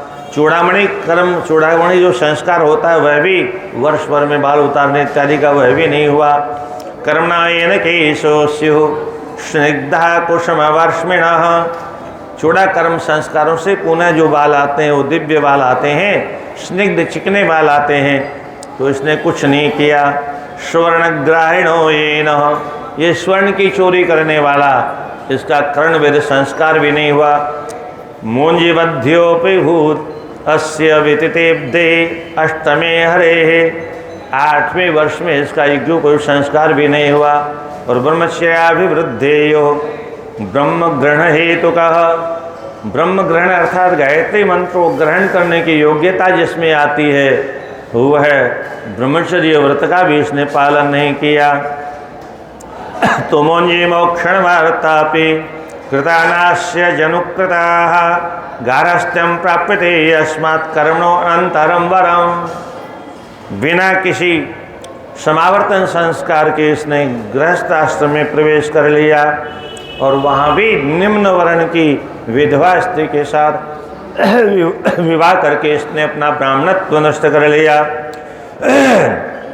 आरभ्य 5 वर्षात परस्वस्यापहारकः, 5 वर्षे प्रारंभ करके आज तक ये दूसरों का धन चुराता है।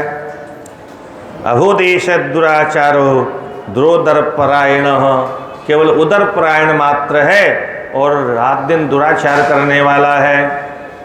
इसलिए रोमायाम बसतान्नेन हता गोरे कवार्षिके एकदा दृढ़दंडेन लिहंते लवणमृता। एक बार 1 साल की एक बछिया इसके घर में घुस गई, लोन रखा था, नमक को चाटना शुरू कर दिया और उसने एक लठ मार दिया और बेचारी मारी गई उसी के लठ के चक्कर में।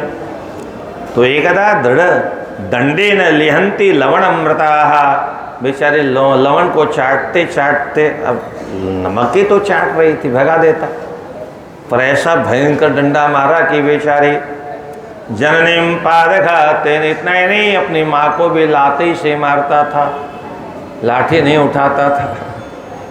हैं, अपनी माँ के ऊपर जो लात मारे, कितना बड़ा अपराधी होगा वो। माँ माँ होती है, और जो मनुष्य होकर के भी अपने माता पिता को सताता है, हमारे वेद भगवान तो माँ को धरती का प्रथम देवता मानते हैं। मातृदेवो भव, पितृदेवो भव। तैत्तिरीय उपनिषद में एक शिक्षावल्ली पाठ है। वो शिक्षावल्ली का तात्पर्य क्या है? आजकल जब छात्र पढ़ लिख के तैयार हो जाते हैं तो उनकी विदाई होती है, क्या कहते हैं उसको? है दीक्षांत समारोह। तो दीक्षांत समारोह में जो उनको डिग्री उरी दे करके, उनको अंतिम भाषण दे करके विदा किया जाता है। हमारी पुरानी परंपरा में भी ऐसा होता था, दीक्षांत समारोह होता था। और हमारे यहाँ की परंपरा में जो उपदेश मिलता था तो आज कौन देगा? आज का प्रोफेसर, आज का वाइस चांसलर कहाँ से देगा? क्योंकि शास्त्रों को कोई पढ़ता नहीं, मेघालय की शिक्षा पढ़ते हैं सब। तो वही शिक्षावल्ली का पाठ है। मातृदेवो भव, पितृदेवो भव, आचार्य देवो भव, अतिथि देवो भव, सत्यम वद, धर्मम चर, स्वाध्याय मा प्रमद। तात्पर्य क्या है इसका? सभी छात्रों को बुलाकर 10,000 छात्रों को जो विश्वविद्यालय होता है उसी को चलाने वाले को कुलपति कहा जाता है हमारे यहाँ।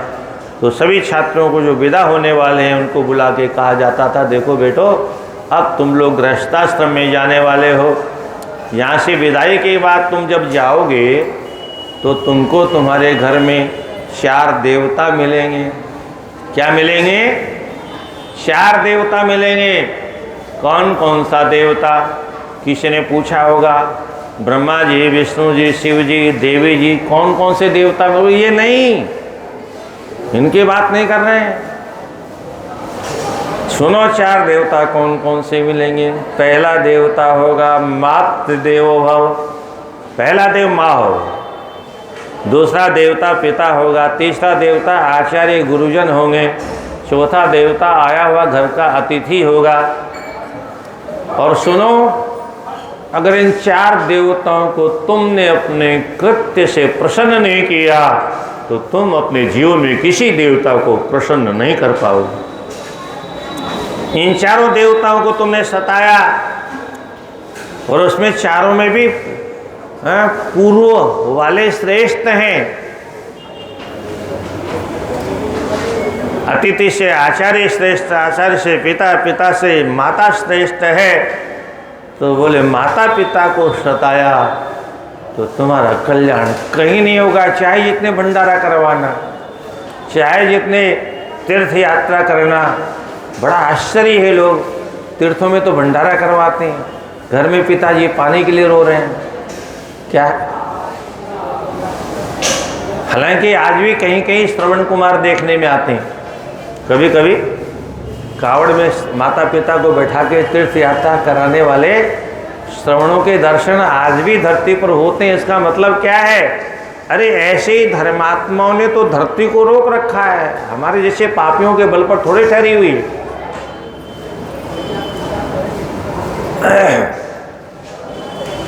बड़े बड़े पाप किए इसने, घर में झगड़ के विष भी इसने खाया है, सर भी अपना फोड़ा है, धतूरा भी खाया है, दग्धोषो अग्नि, अग्नि से भी अपने शरीर को इसने जलाया जीते जी।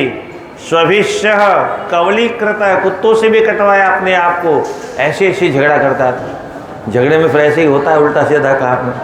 श्रृंग भी परितः प्रोक्तो विषाणाग्रह अशोभो, है बैलों के बीच में पहुँचे, सिंहों से कई बार दंदसु के भृशम दष्ट हो, सर्पों से भी अपने आप को इसने कटवाया है कि चलो आज तो मैं सर्पों से कटवा के मर जाऊंगा, पर ऐसा पापी था इसको मौत आई नहीं कभी।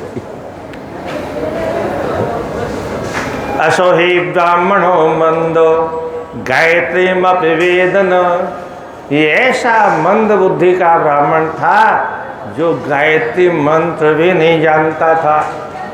आजकल कभी कभी रोहिंग्या अथवा घुसपैठी जो बाहर से आए हैं वो साधु उधु बन के माला वाला पहन करके घूमते रहते हैं। तो कभी कभी कोई पकड़ के पहचान लेता है तो पूछता है क्या नाम है तुम्हारा, तो जल्दीबाजी में उल्टा सीधा नाम जो रट रखा बताते हैं। अच्छा तो हनुमान चालीसा तो नहीं आता, तो तुम कैसे साधु हो, तुमको हनुमान चालीसा नहीं आता है? अच्छा गायत्री मंत्र नहीं आता है? अच्छा किसी भगवान का नाम कोई मंत्र बता, फिर पकड़ के उसका नाटक करते हैं। पेट भरने के लिए लोगों क्या क्या करते हैं। नंदी रख लेते हैं, कोई बैल उल पकड़ के उसको उससे मांग के खाते हैं। इनको शर्म नहीं आती, कुछ भी करने को तैयार है, हर छोटा से छोटा काम करते हैं। साइकिल की ट्यूब जोड़ने से बाकी कोई भी काम पर इनको देश पर कब्जा करने के लिए जनसंख्या बढ़ानी, और हमको जनसंख्या घटानी है, अल्पसंख्यक बनना है। तो आत्मार्थम पायसम अशो पर्यपाक्षिर्नेकधा लाक्षालवण मांसानम सपयो दधि सर्पिशाम, ये मांस इत्यादि का भी भक्षण करता था, आदि आदि क्या क्या चुरा करके। आत्मार्थम अपने आप को सुरक्षित करने के लिए सारे पाप कर्म करता था। विषलोहा धुनानांश दासी गो वाजिनामपि विक्रेताशो सदा मूढ़ तथा केश शर्मणाम, कभी चमड़ी बेचता था, कभी दासियों की सेवा करता था, ऐसे नाना प्रकार के पाप करता। शुद्धानम परिपुष्टांग, निम्न स्तर की जीवों का भोजन करके भी अपना पेट भर लेता था। कभी किसी पर्व के समय भी पाप कर्म करने से नहीं बचता था। पक्षियों को मारता था, पक्षिणों घातिदानेन मृगाशापि परशतम, सैकड़ों मृगों की हत्या इसने की। अकारण द्रुमच्छेदी, बिना किसी कारण के पेड़ों को काटता था। अदत्तदानम पिशुनम, बिना दिए हुए किसी सामान को कहीं से भी उठा लेता था। शिष्णोदर परायण, शिशन अपने मूत्रेंद्रिय को तृप्त करने के लिए और अपने पेट को भरने के अलावा इसने अपने जीवन में कुछ भी नहीं किया। तो साक्षात पातक मूर्तिमान, ये तो साक्षात पाप की मूर्ति है। देखने में तो मनुष्य है, पर ये पाप की साक्षात मूर्ति है। क्या एक एक शब्द बड़े अद्भुत हैं। रोरेप्यंधता मिस्ते कुम्भ पाके तिदोरवे काल सूत्रे क्रमे भुजे पूय शोणित गर्द में, इसको इतने नरकों में कर्म से बुला कर कहा से डालो, पहले रोरों में डालो, फिर अंधता में से, फिर कुंभी पाक में, फिर अति रोरों में, फिर कालसूत्र में, कृमि भोजन में, ऐसे ही पूरी सोने से भरे हुए कर्दम जहाँ विद्यमान है वहाँ डालो। हसी पत्र बने में क्रमशः तमाम नरकों के नाम गिना गए। कितने कितने पाप मनुष्य करता है, अर्थात जितनी जितनी बीमारियां हमारे अंदर होती हैं उतने उतने डॉक्टरों के हाथों से इलाज करवाना पड़ता है। इलाज तो जरूर ही है, बीमार जब भर्ती हो जाता है तो फिर बेईमानी थोड़ी करें। शुचि भेद्यथ संदस्य लालापेक्षुरधार के प्रत्येकम नर के स्त्वेष पात्यताम कल्प संख्या। एक कल्प ब्रह्मा जी के एक दिन तक, जहाँ 14 बार मनु बदल जाते हैं, 14 बार इंद्र बदल जाते हैं, 14 बार सप्त ऋषिगण बदल जाते हैं, इतने समय तक इसको डाले रहो। धर्मराज की इन बातों को सुन करके चित्रगुप्त के मुख से निर्भस्यतम दुराचारम, दुराचारी की बहुत भर्त्सना की, अपमान किया, और किंकरों को, सेवकों को जो आदेश मिला उसके अनुसार भ्रूसंज्ञया हृदय नीत। भ्रूसंज्ञा मतलब भ्रकुटी की इशारे से ले जाओ, बस इतना ही सुनना था। वो तो पट्टे यही काम करते हैं, उनको बड़ा आनंद आता है। क्या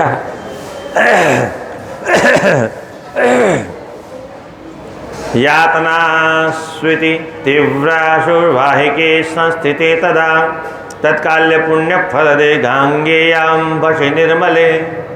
ये इस प्रकार की यातनाओं में उसे गुजारा ही जा रहा था, तो तभी वो घड्डी जो है वो गंगा जी में गिर गई। और उसका परिणाम क्या हुआ? बोले भोले बाबा के यहाँ से विमान आ गया। क्या बात है।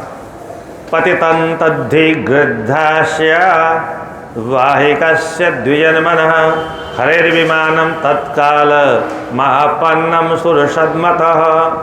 भगवान हे हरे, सुरसद्मतः देवलोक से विमान आ गया। घंटा लंबितम दिव्यम, लंबी लंबी घंटियाँ चारों ओर विमान में बंधी हुई थी। दिव्य शरसंकुलम, दिव्य स्त्री शरसंकुलम, दिव्य दिव्य देवियाएँ, उर्वशी जैसी देवियाएँ वहाँ पर सैकड़ों सैकड़ों के वो छत्र चमड़ डुला रही थी।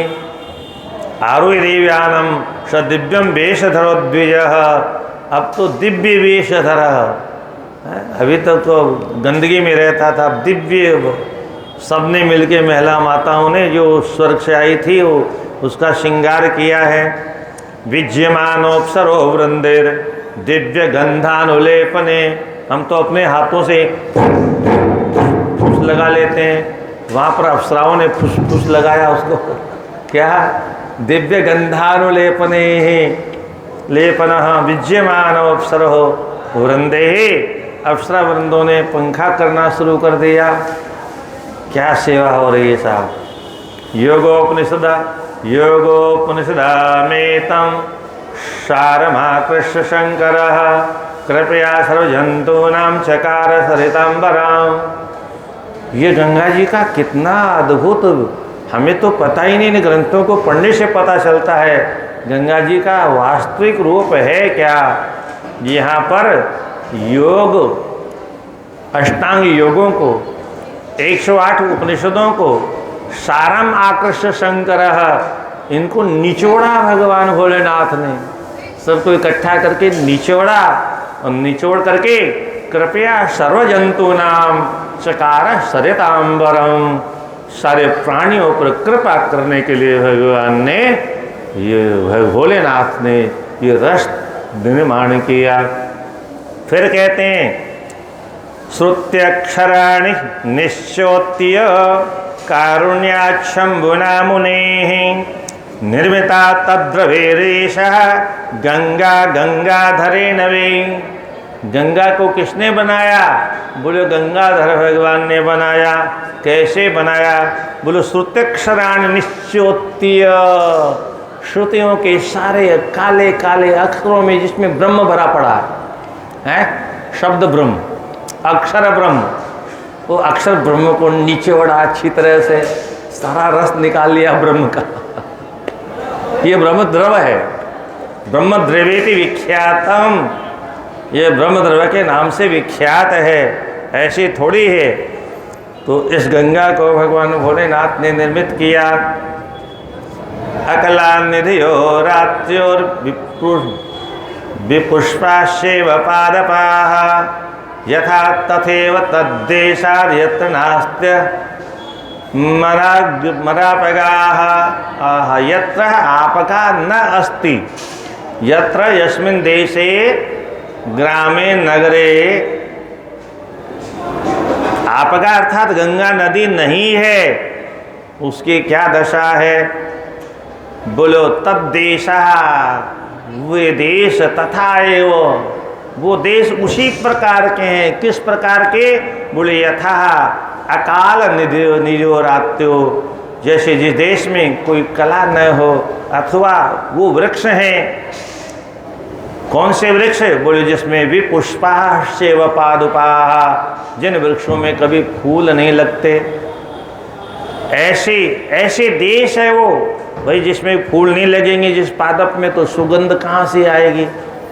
तो जिस देश में ये सब नहीं, वो पुष्पहीन है, अर्थात सुगंध अर्थात सद्गुणों से हीन है। अनया संपदो यद्वत् मुखाय द्वंद्व दक्षिणाः तद्वद्देशाधीशः सर्वान् हीना गंगां भषहरे। जहाँ गंगा जल का प्रवाह प्रवाहित नहीं होता, वो देश नीति से रहित देश है, संपत्ति से रहित देश है। चाहे जितने मख इत्यादि यज्ञ इत्यादि क्यों नहीं हो, उनका कोई प्रभाव वहाँ नहीं पड़ता। व्योमांगण अनर्कं च, जैसे आकाश की शोभा दिन में सूर्य से होती है, रात्रि में चंद्रमा से होती है, ऐसे ही देश की शोभा गंगा जमुना सरस्वती कावेरी नदियों से होती है। अवेदा ब्राह्मण यदवद गंगा ही नास्तथा दिशः, वो देश जहाँ पर वेद पाठी विद्वान ब्राह्मण नहीं रहते हैं, वहाँ की जैसे शोभा नहीं होती, ऐसे गंगाहीन देश की शोभा नहीं होती। चांद्रण सहस्रंतु यह कुर्यात् देह शोधनम् गंगामृतम वेद्यस्तु तयोर्गंगा बुपोधिकः। चांद्रायण सहस्त्र चांद्रायण व्रत करने से अच्छा है चुल्लो भर गंगा का जल पी ले। पादेनेकेन यस्तिष्ठेत् सहस्त्रं शरदां शतम्, सहस्त्र शरदां शतम्, 100 शरद ऋतु बीत जाएं, 100 शरद ऋतुओं का चंद्रमा देख लिया, मतलब 1000 वर्ष का हो गया व्यक्ति और तब तक एक पैर पर खड़ा है। बोले उससे अच्छा है गंगा अमृतम पिबेदयस्तु तयोर गंगा मुपोधिकः, गंगा का थोड़ा जल पीने को मिल जाए, उससे वो ज़्यादा पवित्र है, ज़्यादा पुण्य प्राप्त होता है। अवाक्षिर, फिर कहते हैं अवाक्षिराः प्रम्वेद्यः सत्संबर शराः नराः, वृक्ष के ऊपर पैर बांध लिए पेड़ में और अवाक्षिराः नीचे सर कर दिया और तपस्या कर रहे हैं, प्राणायाम खींच लिया, बस समाधि लग गई। 100 वर्षों तक ऐसे रहने वालों से भी भीष्मश्वाल बालुका तल्पः शयेत अस्माद् वरो हरेः, इससे तो अच्छा है माँ गंगा की बालुका के ऊपर शयन करके, तल्प मानी तो पलंग बना करके शयन करके सौभाग्य जिसको मिलता है वो उससे ज़्यादा पुण्यवान है। पापताप वितप्तानां भूतानां यह जाह्नवी पातपापहरा यद्वद गंगा नान्यत् तथा कलो। सभी प्रकार के पाप ताप संताप का हरण जैसी माँ गंगा करती है, ऐसा दूसरा कोई साधन नहीं है। तारक्ष वृक्ष मात्रेण फणिनो निर्विषा यथा, जैसे गरुड़ को देखने मात्र से सांप भाग जाता, क्योंकि काल आ गया निकल जाएगा तो जान बचाओ। ऐसे ही गंगा का दर्शन करने मात्र से पाप रूपी सर्प भाग जाते। कितनी महिमा है गंगा की, 3-3 अध्यायों में विस्तार से गंगा की महिमा। हम लोग तो खाली गंगा गंगेति यो गुरु याद गा करके हैं, अथवा गंगा तरंग रमणीय जटा कलापं गा करके, कभी कभी गंगा लहरी पढ़ करके संतोष कर लेते हैं, पर इसको पढ़ने से पता चला माँ गंगा की महिमा क्या है। अद्भुत है गंगा तटोद्भवा मृष्णा यो मोलो बिभ्रियान्नरः, क्या बात है। गंगा के तट की मट्टी भी कोई मोलो माने अपने मस्तिष्क पर धारण करता है। बिभ्रते और बिंबम्बे तमो नाशाय निश्चितम्, उसका अर्क बिंब के समान तेज हो जाता है, सारे संसार को प्रकाश देने वाला ज्ञान वह प्राप्त कर लेता है उसी क्षण। और ये सब वही बात है, श्रद्धा। हमारी श्रद्धा कितनी है उतना ही फल हमको मिलेगा। मंत्रे तीर्थे द्विजे देवे, मंत्र में, तीर्थ में, द्विज में, देव में और भेखज्जे औषधि देने वाले वैद्य में यादृशी भावना यश सिद्धिर भवति तादृशी, जैसा भाव होगा उतनी ही उसमें सिद्धि मिलेगी। वैद्य ने दवा दी और हमको उस पर विश्वास ही नहीं है, दवा काम ही नहीं करेगी। व्यसनेरभिभूतस्य धनहीनस्य पापिनः गंगेव केवलम तस्य गतिरुक्ता न चान्यथा। चाहे व्यसनहीन हो, चाहे धनहीन हो, चाहे कोई पापी हो, गंगेव केवलम तस्य, उसका सारा संकट मिटाने की सामर्थ्य केवल मात्र गंगा ही उसकी गति है, दूसरी गति नहीं। श्रुताभिलषिता दृष्टा स्पृष्टा पीतावगाहिता पुंसां वंशद्वयं गंगा तारे नात्र संशय। श्रिता अर्थात गंगा का आश्रय जो ले लेता है, अभिलषिता केवल माँ गंगा का ध्यान करता रहता है, स्नान करने को अवसर माँ गंगा कब मिलेगा कब मिलेगा अभिलाषा रखता हो, और दृष्टा दर्शन कर लिया, स्पर्श कर लिया, और अंतिम में अवगाहिता स्नान कर लिया। पुंसाम वंशद्वयम गंगा, ऐसे पुरुषों के दो वंशों का उद्धार माँ गंगा कर देती है। अत्र न संशय, इसमें कोई संशय नहीं। फिर कहते हैं क्या क्या करने से उद्धार होगा? कीर्तनात्, मात्र कीर्तन करने से, दर्शनात्, स्पर्शात्, गंगा पानावगाहनात्, गंगा जल पीने से, अंतिम में अवगाहन स्नान करने से, दशोत्तर गुणों ज्ञेया, क्रमशः उत्तरोत्तर 10 गुणा फल मिलता है। पुण्य पुण्य पुण्यर्धिनाशयो, ऐसी न सुतेर्न च भावित्यर्नान्येनान्नपि सुकर्मणा तत्फलं प्राप्यते मर्त्यो गंगामाप्य यदाप्यते। पुत्रों का भरण पोषण करने से वह फल मिलेगा, न धन दौलत का संग्रह करने से वो फल मिलेगा, न अन्यों का संग करने से, अन्य कर्म करने से वो फल मिलेगा। सार्थक फले प्राप्यते मर्त्यो, केवल गंगा किनारे मृत्यु प्राप्त करने वाले भाग्यशाली को वह फल प्राप्त हो जाएगा। आहा, संध्याहीन कौन लोग हैं? गंगा स्नान करने वाले लोगों के बारे में बड़ा प्यारा श्लोक लिखा है। जात्यंधा, जन्म से ही जो अंधे हैं वो गंगा की महिमा कभी नहीं जान सकते। और पंगुवस्ते, जो जिनके बेचारों को पैर ही नहीं है, कैसे गंगा जी जाएं?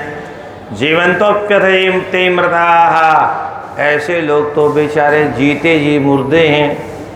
क्या जन्म तो भारतवर्ष में हो गया, और कुछ लोगों का जन्म गंगा के तट पर भी होता है, पर अभागे इतने कि गंगा जी में स्नान करने का सौभाग्य नहीं मिलता है। किशोरीलाल जी अपने धर्मपत्नी के साथ रोज गंगा स्नान करने आते थे। बाद में दीनदयाल जी रोज नहाने आते थे, उनके एक बुआ जी थी वो भी रोज नहाने आते। कितने लोग अच्छे अच्छे धनपति लोग गंगा जी में रोज नहाते थे, कहाँ देखने को मिलता। दीनदयाल जी की जो सासू जी थी, गंगा जी में ही वहीं आग लग गई घाट पर, साड़ी में बहुत कष्ट पाई बेचारी, काशीवास अंतिम में हो गया। तो ये सब गंगा जी की महिमा है, जो जानता है। समर्थापि ये गंगा है, समर्थापि, समर्थ रहने के बाद में भी जो गंगा में नहीं स्नान करते हैं, मोक्ष गर्भिणाम, उनका नष्ट नायु, ऐसे लोगों का कभी मोक्ष नहीं होता। श्रुति निशामयं हरे गंगा मायात्मभाषिणी विनिश्चित्यार्था यां श्रुत्वा श्रद्धेत गंगां नरोत्तमा। श्रुतियों के द्वारा जो गंगा की महिमा को सुनने के बाद में भी गंगा की महिमा को नहीं जानता है, निश्चित नहीं कर पाता है, ऐसे अभागों के बारे में क्या कहें। इरावती, मधुमती, गंगा जी के तमाम नाम दिए गए हैं यहाँ पर। और फिर कहते हैं अशुभे कर्म भी ग्रस्तान मज्जमानान महारणवे पततो निरीय गंगा संशितान उद्धरे सदा। कैसा भी अशुभ कर्म करने वाला क्यों नहीं हो, माँ गंगा रूपी समुद्र में स्नान करने के बाद पतित से पतित व्यक्ति का उद्धार हो जाता है। ब्रह्मलोकस्तु लोकानां सर्वेषां उत्तमो यथा। जैसे सभी लोकों में ब्रह्मलोक उत्तम लोक है, ऐसे ही नदियों में जाह्नवी तथा जन्नू ऋषि, जिन्होंने अपने कानों से पहले तो पी गए क्योंकि यज्ञशाला उनकी गड़बड़ कर दी थी, तो फिर जो है जांघ से नहीं कान से निकल। जन्नू ऋषि थे इसलिए उनका जानू नाम पड़ गया, जानू से निकाला इसलिए जानवी नाम नहीं पड़ा, जन्नू ऋषि थे। वाल्मीकि रामायण में ऐसा ही प्रमाण आता है। स्वर्गस्थस जरा रोगाभिपन्नन्तु गुणप जाह्नवी जले धैर्येण तृणवत् त्यक्त्वा प्राविशेत अमरावती। क्या बात है, माँ गंगा में अपने तन को तिनके के समान जो समर्पण कर देता है वह अमरावती लोक में निवास करता है। वार्योधे सततम यस्याः प्लाव्यते शशिमण्डलं भूयोधिकतरां शोभां बिभ्रते तदक्षये। माँ गंगा में स्नान करने वाले की शोभा चंद्रमा से अधिक होती है। आप्लुतस्य जलयस्याः सद्यो नश्यन्ति पातकम्। माँ गंगा में स्नान करने वाले के सारे पाप नष्ट हो जाते हैं। पितृभ्य श्रद्धया यत्र दत्ता स्वाप स्ववंशजे। अपने पितरों को जो तर्पण करते हैं माँ गंगा के जल से श्रद्धया, ये शब्द बहुत जगह आता है। पत्रम पुष्पम फलम तोयम यो में भक्त्या। बिना भक्ति के देने से कोई लाभ नहीं देने वालों से अच्छा है करत करत अभ्यास की जड़मति हो तो सुजान। तारिक्षतियान मर्त्या अधस्थान सरिसृपान स्वर्गे सदो विष्णु गंगा त्रिपथगा ततः। हे विष्णु भगवान, ये मृत्यु लोक के प्राणियों को, चाहे वो सरिसृपान सर्प ही क्यों न हो, जीव जंतु काटने वाले, सड़क के चलने वाले जीव जंतु क्यों न हो, वो सदा स्वर्ग लोक में निवास करते हैं। क्योंकि गंगा त्रिपथगा ततः, गंगा 3 पथ पर चलती है।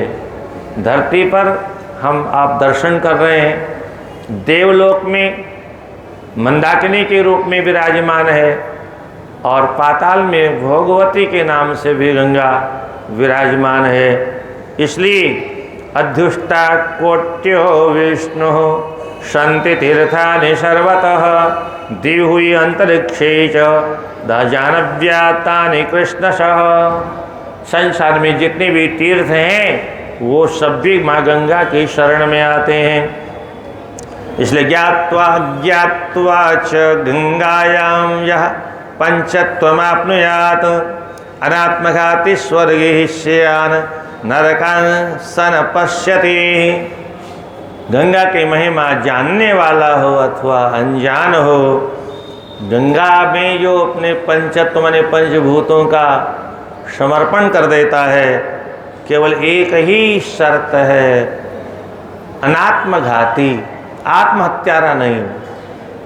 आत्महत्यारे का तो उद्धार माँ गंगा भी नहीं करती है।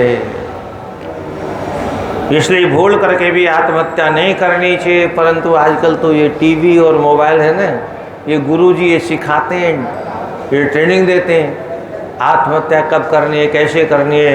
किसी ने तुम्हारा अपमान कर दिया, बोले आत्महत्या कर लो।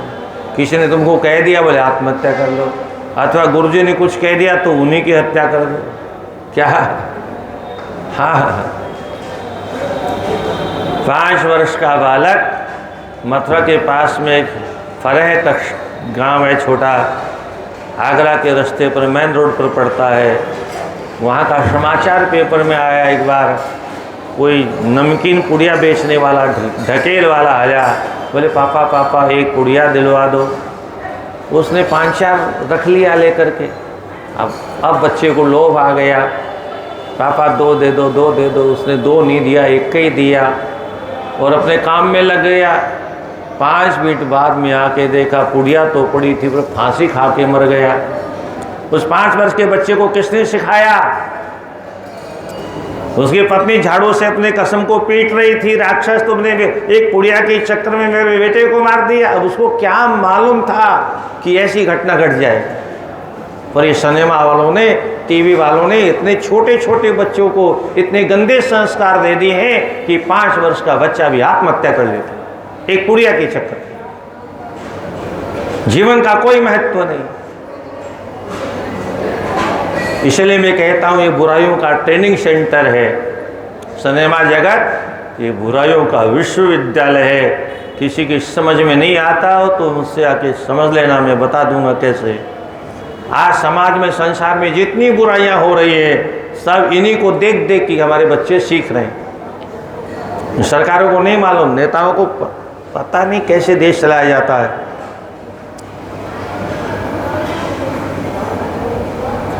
मनोरंजन के नाम पर जो मनोभंजन हो रहा है, उसी का दुष्परिणाम है कि आज कोई भी माँ, बहन, बेटी कहीं पर भी सुरक्षित नहीं। पितृभ्य तो माँ गंगा की अद्भुत महिमा है। गंगे व सर्वतीर्थानि गंगे व च तपोवनम गंगे व सिद्ध क्षेत्रम नात्र कार्या विचारणा। इसमें कोई विचार करने की जगह ही नहीं है। गंगा ही सारे तीर्थ हैं, गंगा ही तपोवन है। तपस्या करना हो तो गंगा स्नान ही तप है। ठंडी में गंगा स्नान करने से बड़ा कोई तप है क्या? है। और उसमें भी और ज़्यादा तपस्या करनी हो तो घंटे 2 घंटे कंठ तक गंगा जी में खड़े रहना चाहिए और जप करना चाहिए। क्या? गंगे व सिद्धि क्षेत्र, गंगा ही सिद्धियों का क्षेत्र है। इसका मूल तात्पर्य क्या है? गंगा के तट पर बैठ के हम जो करेंगे वह सिद्धिदायक होगा। माँ जब अपने बच्चों को कोई जब तक पूजा पाठ करते देखती है तो माँ फिर उसमें और अद्भुत साहस, अद्भुत बल, अद्भुत क्षमता का सृजन कर देती है। और तब वह और लगन पूर्वक दृढ़ता से तप साधन करता है, जप करता है और शीघ्र ही उसे सिद्धि की प्राप्ति हो जाती है। इसमें विचार करने की कोई गुंजाइश नहीं है। यत्र काम फला वृक्षाः मय्यत्र हिरण्मयी जान्विष्णायिन तत्र निवसन्ति घटोद्भवः। यत्र काम फला वृक्षाः, जहाँ पर कामनाओं को देने वाले कल्प वृक्ष जैसे वृक्ष हैं, उनसे भी माँ गंगा की महिमा अधिक है। मही यत्र हिरण्मयी, जहाँ सोने की भूमि है, बोले उस भले सोने की भूमि हो उसका भी त्याग कर दो अगर वहाँ गंगा नहीं है। जैसे हमारे भगवान राम ने, उसकी आगे की पंक्ति तो आपको याद है जननी जन्मभूमि से स्वर्गादपि गरीयसी। पूरी श्लोक मूल रूप में पूरा क्या है और भगवान श्री राम के द्वारा ये उच्चरित श्लोक है। जब विजय प्राप्त हो गई लंका में तो लक्ष्मण जी ने कहा, भगवान ये जो अभी सब छात्र हैं जो यहाँ विद्या पढ़ते हैं, तो अब यही तो प्रमाण है कि हम पढ़ते हैं, कुछ ज्ञान है हमारे पास में है। हाँ, अरे स्वामी कृपात्री जी महाराज थे ना, तो उनके यहाँ एक ब्रह्मचारी जी थे, मार्कंडेय जी ब्रह्मचारी, बहुत पतले पतले मरे मरे थे, धर्म संघ में रहते थे। और कभी कभी विस्मरण हो ही जाता है कोई श्लोक, तो ऐसे ही करते थे थोड़ा सा, और ब्रह्मचारी को शायद कह रखा होगा, तो फिर वो ब्रह्मचारी जी वो श्लोक बोल देते थे। क्या उनको बहुत श्लोक याद थे, बहुत याद थे। तो विद्यार्थी का मतलब क्या है? सर्वगुण संपन्न होना चाहिए। शास्त्रों के बाग बगीचों से नाना प्रकार के पुष्पों का चयन करना आचार्य का काम क्या है? आचिनोति च शास्त्रार्थम आचार्य स्थाप्यत्यपि। तो नाना प्रकार के शास्त्रों के बगीचों के भीतर से पुष्पों के रसों का संचय करना, स्वयं आचरण करना और शिष्यों को आचरण करवाना, यही आचार्य की परिभाषा महापुरुषों ने लिखी है। तो मैं बता रहा था कि लक्ष्मण जी ने कहा भगवान सोने की लंका है, इतना ही कहा, आप चल करके देख लो, ये तो कह ही नहीं पाए। पर भगवान ने कहा लक्ष्मण अपि स्वर्णमयी लंका नैमे लक्ष्मण रोचते। भले ही वो लंका सोने की हो गई, लक्ष्मण हो गई, हमसे क्या लेना देना है? हमको कोई सोना थोड़ी ले जाना है अयोध्या, हमें तो अपनी धर्म पत्नी की रक्षा करनी थी, न था नाक कट जाते, इसलिए इतना बड़ा युद्ध किया। हमको उसके लंका उनका से कोई लेना देना नहीं। विभीषण का हमने तिलक इधर पहले ही कर दिया था, क्या अब तुम भले राजगद्दी दे आओ उसको, हम उसे देखने नहीं जाएंगे। हमारे लिए तो जननी जन्मभूमि स्वर्गादपि गरीयसी, हमारी जन्मभूमि भले ही ईंट पत्थर की बनी है, कोई दिक्कत नहीं,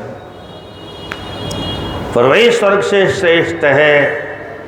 पर इसका मतलब ये नहीं कि ये सुन लिया तो बोले जन्मभूमि जब स्वर्ग से श्रेष्ठ है तो गंगा जी का क्या महत्व है, क्या काशी का क्या महत्व है?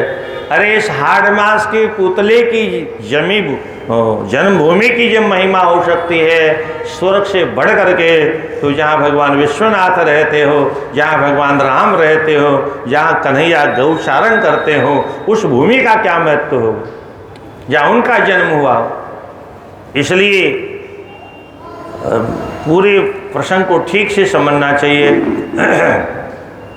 धेनुं भागीरथी तीरे सुशीलाञ्चाप्यश्विनीं वाशो रत्नालंकृत्वा ब्राह्मणाद ददाति।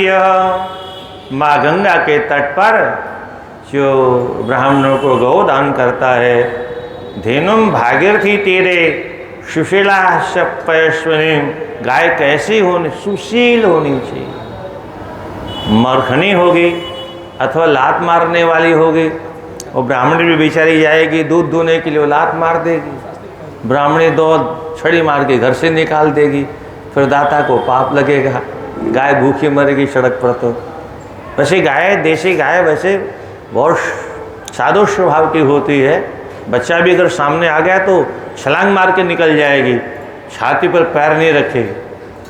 बहुत सी गायों के तो छोटे छोटे बच्चे मुंह में दूध लेकर आकर के ऐसे पी लेते हैं, बड़े प्रेम से पिलाती है। तो वासो रत्न ही, वासो माने वस्त्र, रत्न, अलंकृत अलंकार के सामान जो प्रदान करता है।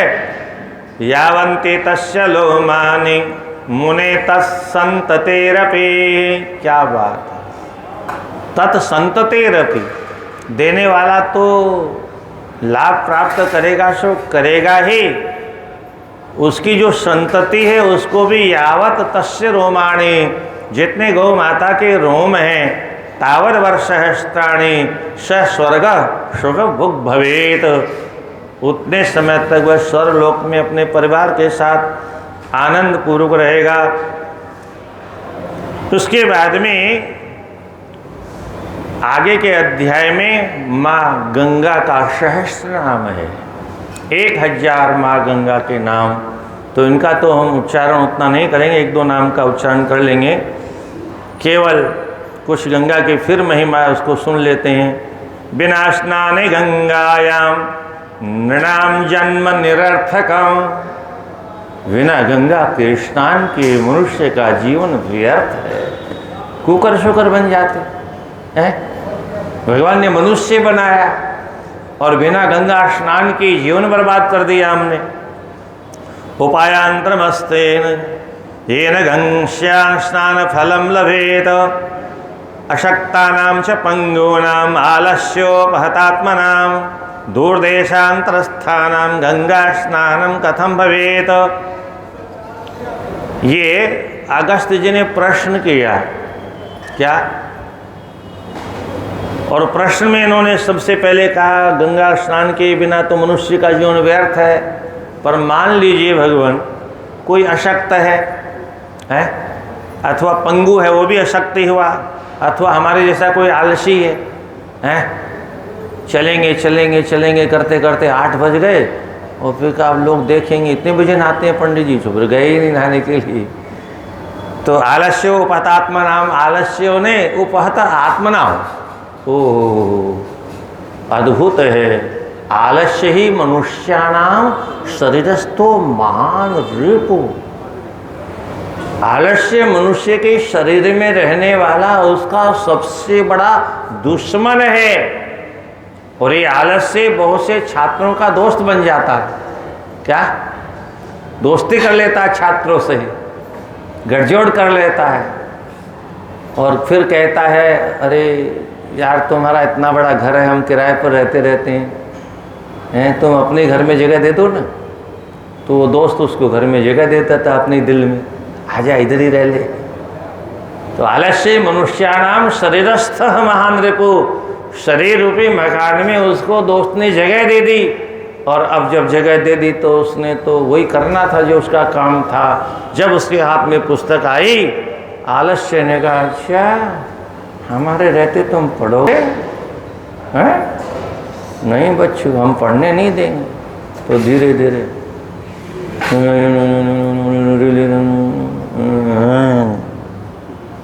जैसे भागते हुए व्यक्ति को कोई टंगे लगा के गिरा दे, ऐसे आलस्य विद्यार्थी को गिरा देता है। पुस्तक के ऊपर ही पड़ा रहता है 2-3 घंटे। ओ क्या हुआ? फिर कुछ पकड़ता है, फिर उसको आलस्य गिरा देता है। आलस्य से जिसने प्रेम कर लिया और आलस्य को जिसने अपने हृदय में जगह दे दी, वो विद्यार्थी कभी पढ़ नहीं सकता, क्योंकि आलस्य हमारा दुश्मन है। गलती से अनाड़ी पने में हमने उसको अपना मित्र मान लिया है। विद्यार्थियों को आलस्य से कभी प्रेम नहीं करना चाहिए। हमने भीतर कभी बाहर रहे तो रहे, चूल्हे भांड में जाए, भीतर कभी जगह नहीं देनी चाहिए। तो आलस्य आत्मा नाम जो हैं और दूर देश स्थानाम, दूर देश में रहने वाले जो लोग हैं, गंगा स्नानम कथम भवेत, उनका गंगा स्नान करना कैसे संभव है? दानम वाथ व्रतम वाथ मंत्र स्तोत्रम जपोथवा तीर्थांतराभिषेको वा देवतोपासना। कौन सा वो दान करे, कौन सा व्रत करे, कौन सा मंत्र जपे, कौन सा स्तोत्र जपे, आप कृपा करके बताइए। यद्यस्ति किंचित षड्वक्त्र, हे षडानंद, अगर कोई उपाय हो और वो उपाय गंगा स्नान फल प्रदम, गंगा के स्नान का फल देने वाला हो, तो आप कृपा करके गंगा स्नान फल प्रदम विधानांतर मात्रेण तद्वत प्रणतो यमे, मैं आपके चरणों में प्रणत हूँ, शरणागत हूँ, आप वो विधान मुझे बताइए। तब स्कंद उवाच संति पुण्यजलानीह शरांसि सरितो मुने स्थाने स्थाने च तीर्थानि जितात्माध्युषितानि च। बहुत से तीर्थ हैं संसार में, बहुत से नदियां हैं, सरोवर हैं, तालाब हैं, परंतु दृष्ट प्रत्यकारिणी महामहिम भांजपि परम स्वर्ग तरंगिन्याम कोट्यम सोपि न तत्र वे। ये सारे तीर्थ मिलके कोट्यांश के बराबर, गंगा स्नान के 1 करोड़वें हिस्से के बराबर भी फल देने वाले नहीं। अनेनेवा नुमानेन बुद्ध्यस्व कलशोद्भव, हे कलशोद्भव, कलश से उत्पन्न होने वाले महर्षि अगस्त, बस इसी अनुमान से आप समझ लो कि गंगा की महिमा क्या है। दधे गंगोत्तमांगेन देवदेवेन शंभुना। अरे गंगा की महिमा आप इसी से समझ लो कि देवादिदेव महादेव उसको अपने माथे पर रखते हैं। कुछ तो समझो, क्यों रखते हैं अपने सर के ऊपर? क्या पैरों पे भी तो रख सकते थे, पर नहीं, गंगा की महिमा है, उसको पद दलित नहीं किया जा सकता। तो भगवान भोलेनाथ जिसे अपने सर के ऊपर विराजमान इतना महत्व देते हैं, मस्तक की चूड़ामणि बना करके रखते हैं, तो उसकी महिमा इसी से समझो। स्नान काले न तीर्थेषु जप्यते जाह्नवी जनेः विना विष्णुपदिं क्वान्यत समर्थम अघमोचने। तो स्नान काल में अन्य तीर्थ बिना विष्णुपदिम, भगवान वामन के चरणों से निकलने वाली जो माँ गंगा है, उसके अलावा कोई भी पाप मोचन में समर्थ नहीं है। फिर भी गंगा स्नान फलम ब्रह्मन गंगायामेव लभ्यते। गंगा के स्नान का फल तो गंगा स्नान से ही मिलेगा। एक बहुत प्यारा उदाहरण भी दिया। द्राक्षा फल सवादो द्राक्षायामेव नान्यतः। दाख अथवा अंगूर कह दो कच्ची अवस्था में, बोले उसका जो रस है वह तो द्राक्षा के उसी में है, वो तो आम में भी नहीं है। आम में जो रस है वो द्राक्षा में नहीं है। तो अपने अपने रसों का, फलों का अपना अपना रस है। ऐसे गंगा जी का जो रस है वो तो गंगा जी में ही है। अस्तुत्पायस्तु एक स्याद येन विकलम फलम अविकलम फलम स्नास्य देव शरितो महागुह्यतमो मुने। एक बहुत गोपनीय एक विधान है, वो शिव भक्ताय शांताय विष्णु भक्ति पराय च श्रद्धालवे वास्तिकाय गर्भवास मुमुक्षवे। वो किसको कहना चाहिए? जो शिव के भक्त हैं, शांत हैं, विष्णु के भक्त हैं, श्रद्धालु हैं, उन्हीं को सुनाना चाहिए। महाश्रेयस्कर है पुण्यम मनोरथकरम परम। वह महान कल्याण करने वाला, सभी प्रकार के मनोरथों को पूर्ण करने वाला है। इदम रहस्यम परमम महापातकनाशनम। सभी प्रकार के पापों का नाश करने वाला नामना सहस्त्रम गंगायाः स्तव राजेषु शोभनम। ये स्तोत्रों का राजा है। स्तव राजेषु स्तोत्रों का राजा है। इसलिए कौन? बोले गंगा सहस्त्र नाम। जप्यानाम परम परमम जप्यम वेदो उपनिषदाशमम। जप्यानाम परमो जप्य, जप करने वाले सभी मंत्रों में ये जप के योग्य है और ये उपनिषदों की समान है। जपनीयम प्रयत्नेन मुनिना वाचकम विना शुचिस्थानेषु शुचिना सुस्पष्टाक्षरमेव च। जपनीयम प्रयत्नेन, इसको प्रयत्न पूर्वक मौन होकर के जपना चाहिए अथवा बोलना हो। कहाँ जपना चाहिए भी लिखा, शुचि स्थाने, पवित्र स्थान में जप करना चाहिए। और शुचिना, पवित्रता से जप करना चाहिए। और सुस्पष्टाक्षर उच्चारण करना है तो स्पष्ट अक्षरों से।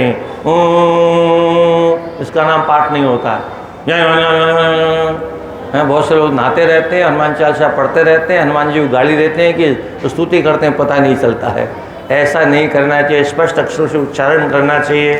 तो ये यत् किंचित उच्चारण शाम को करने के बाद और उसके बाद आगे किस प्रकार से वाराणसी की महिमा आएगी उसका वर्णन करेंगे। धनंजय वैश्य किस प्रकार से अपनी माँ के फूलों को लेकर के वाराणसी आने का प्रयास करता है और बिना भगवान भोलेनाथ की, बिना देहली विनायक की आज्ञा के वो यहाँ से भी कैसे वापस चली जाती है, ये कथा शाम को सुनाएंगे। हर हर महादेव शंभो काशी विश्वनाथ गंगे। हर हर महादेव शंभो काशी विश्वनाथ गंगे। हर हर महादेव शंभो काशी विश्वनाथ गंगे हर हर महादेव शंभो। काशी विश्वनाथ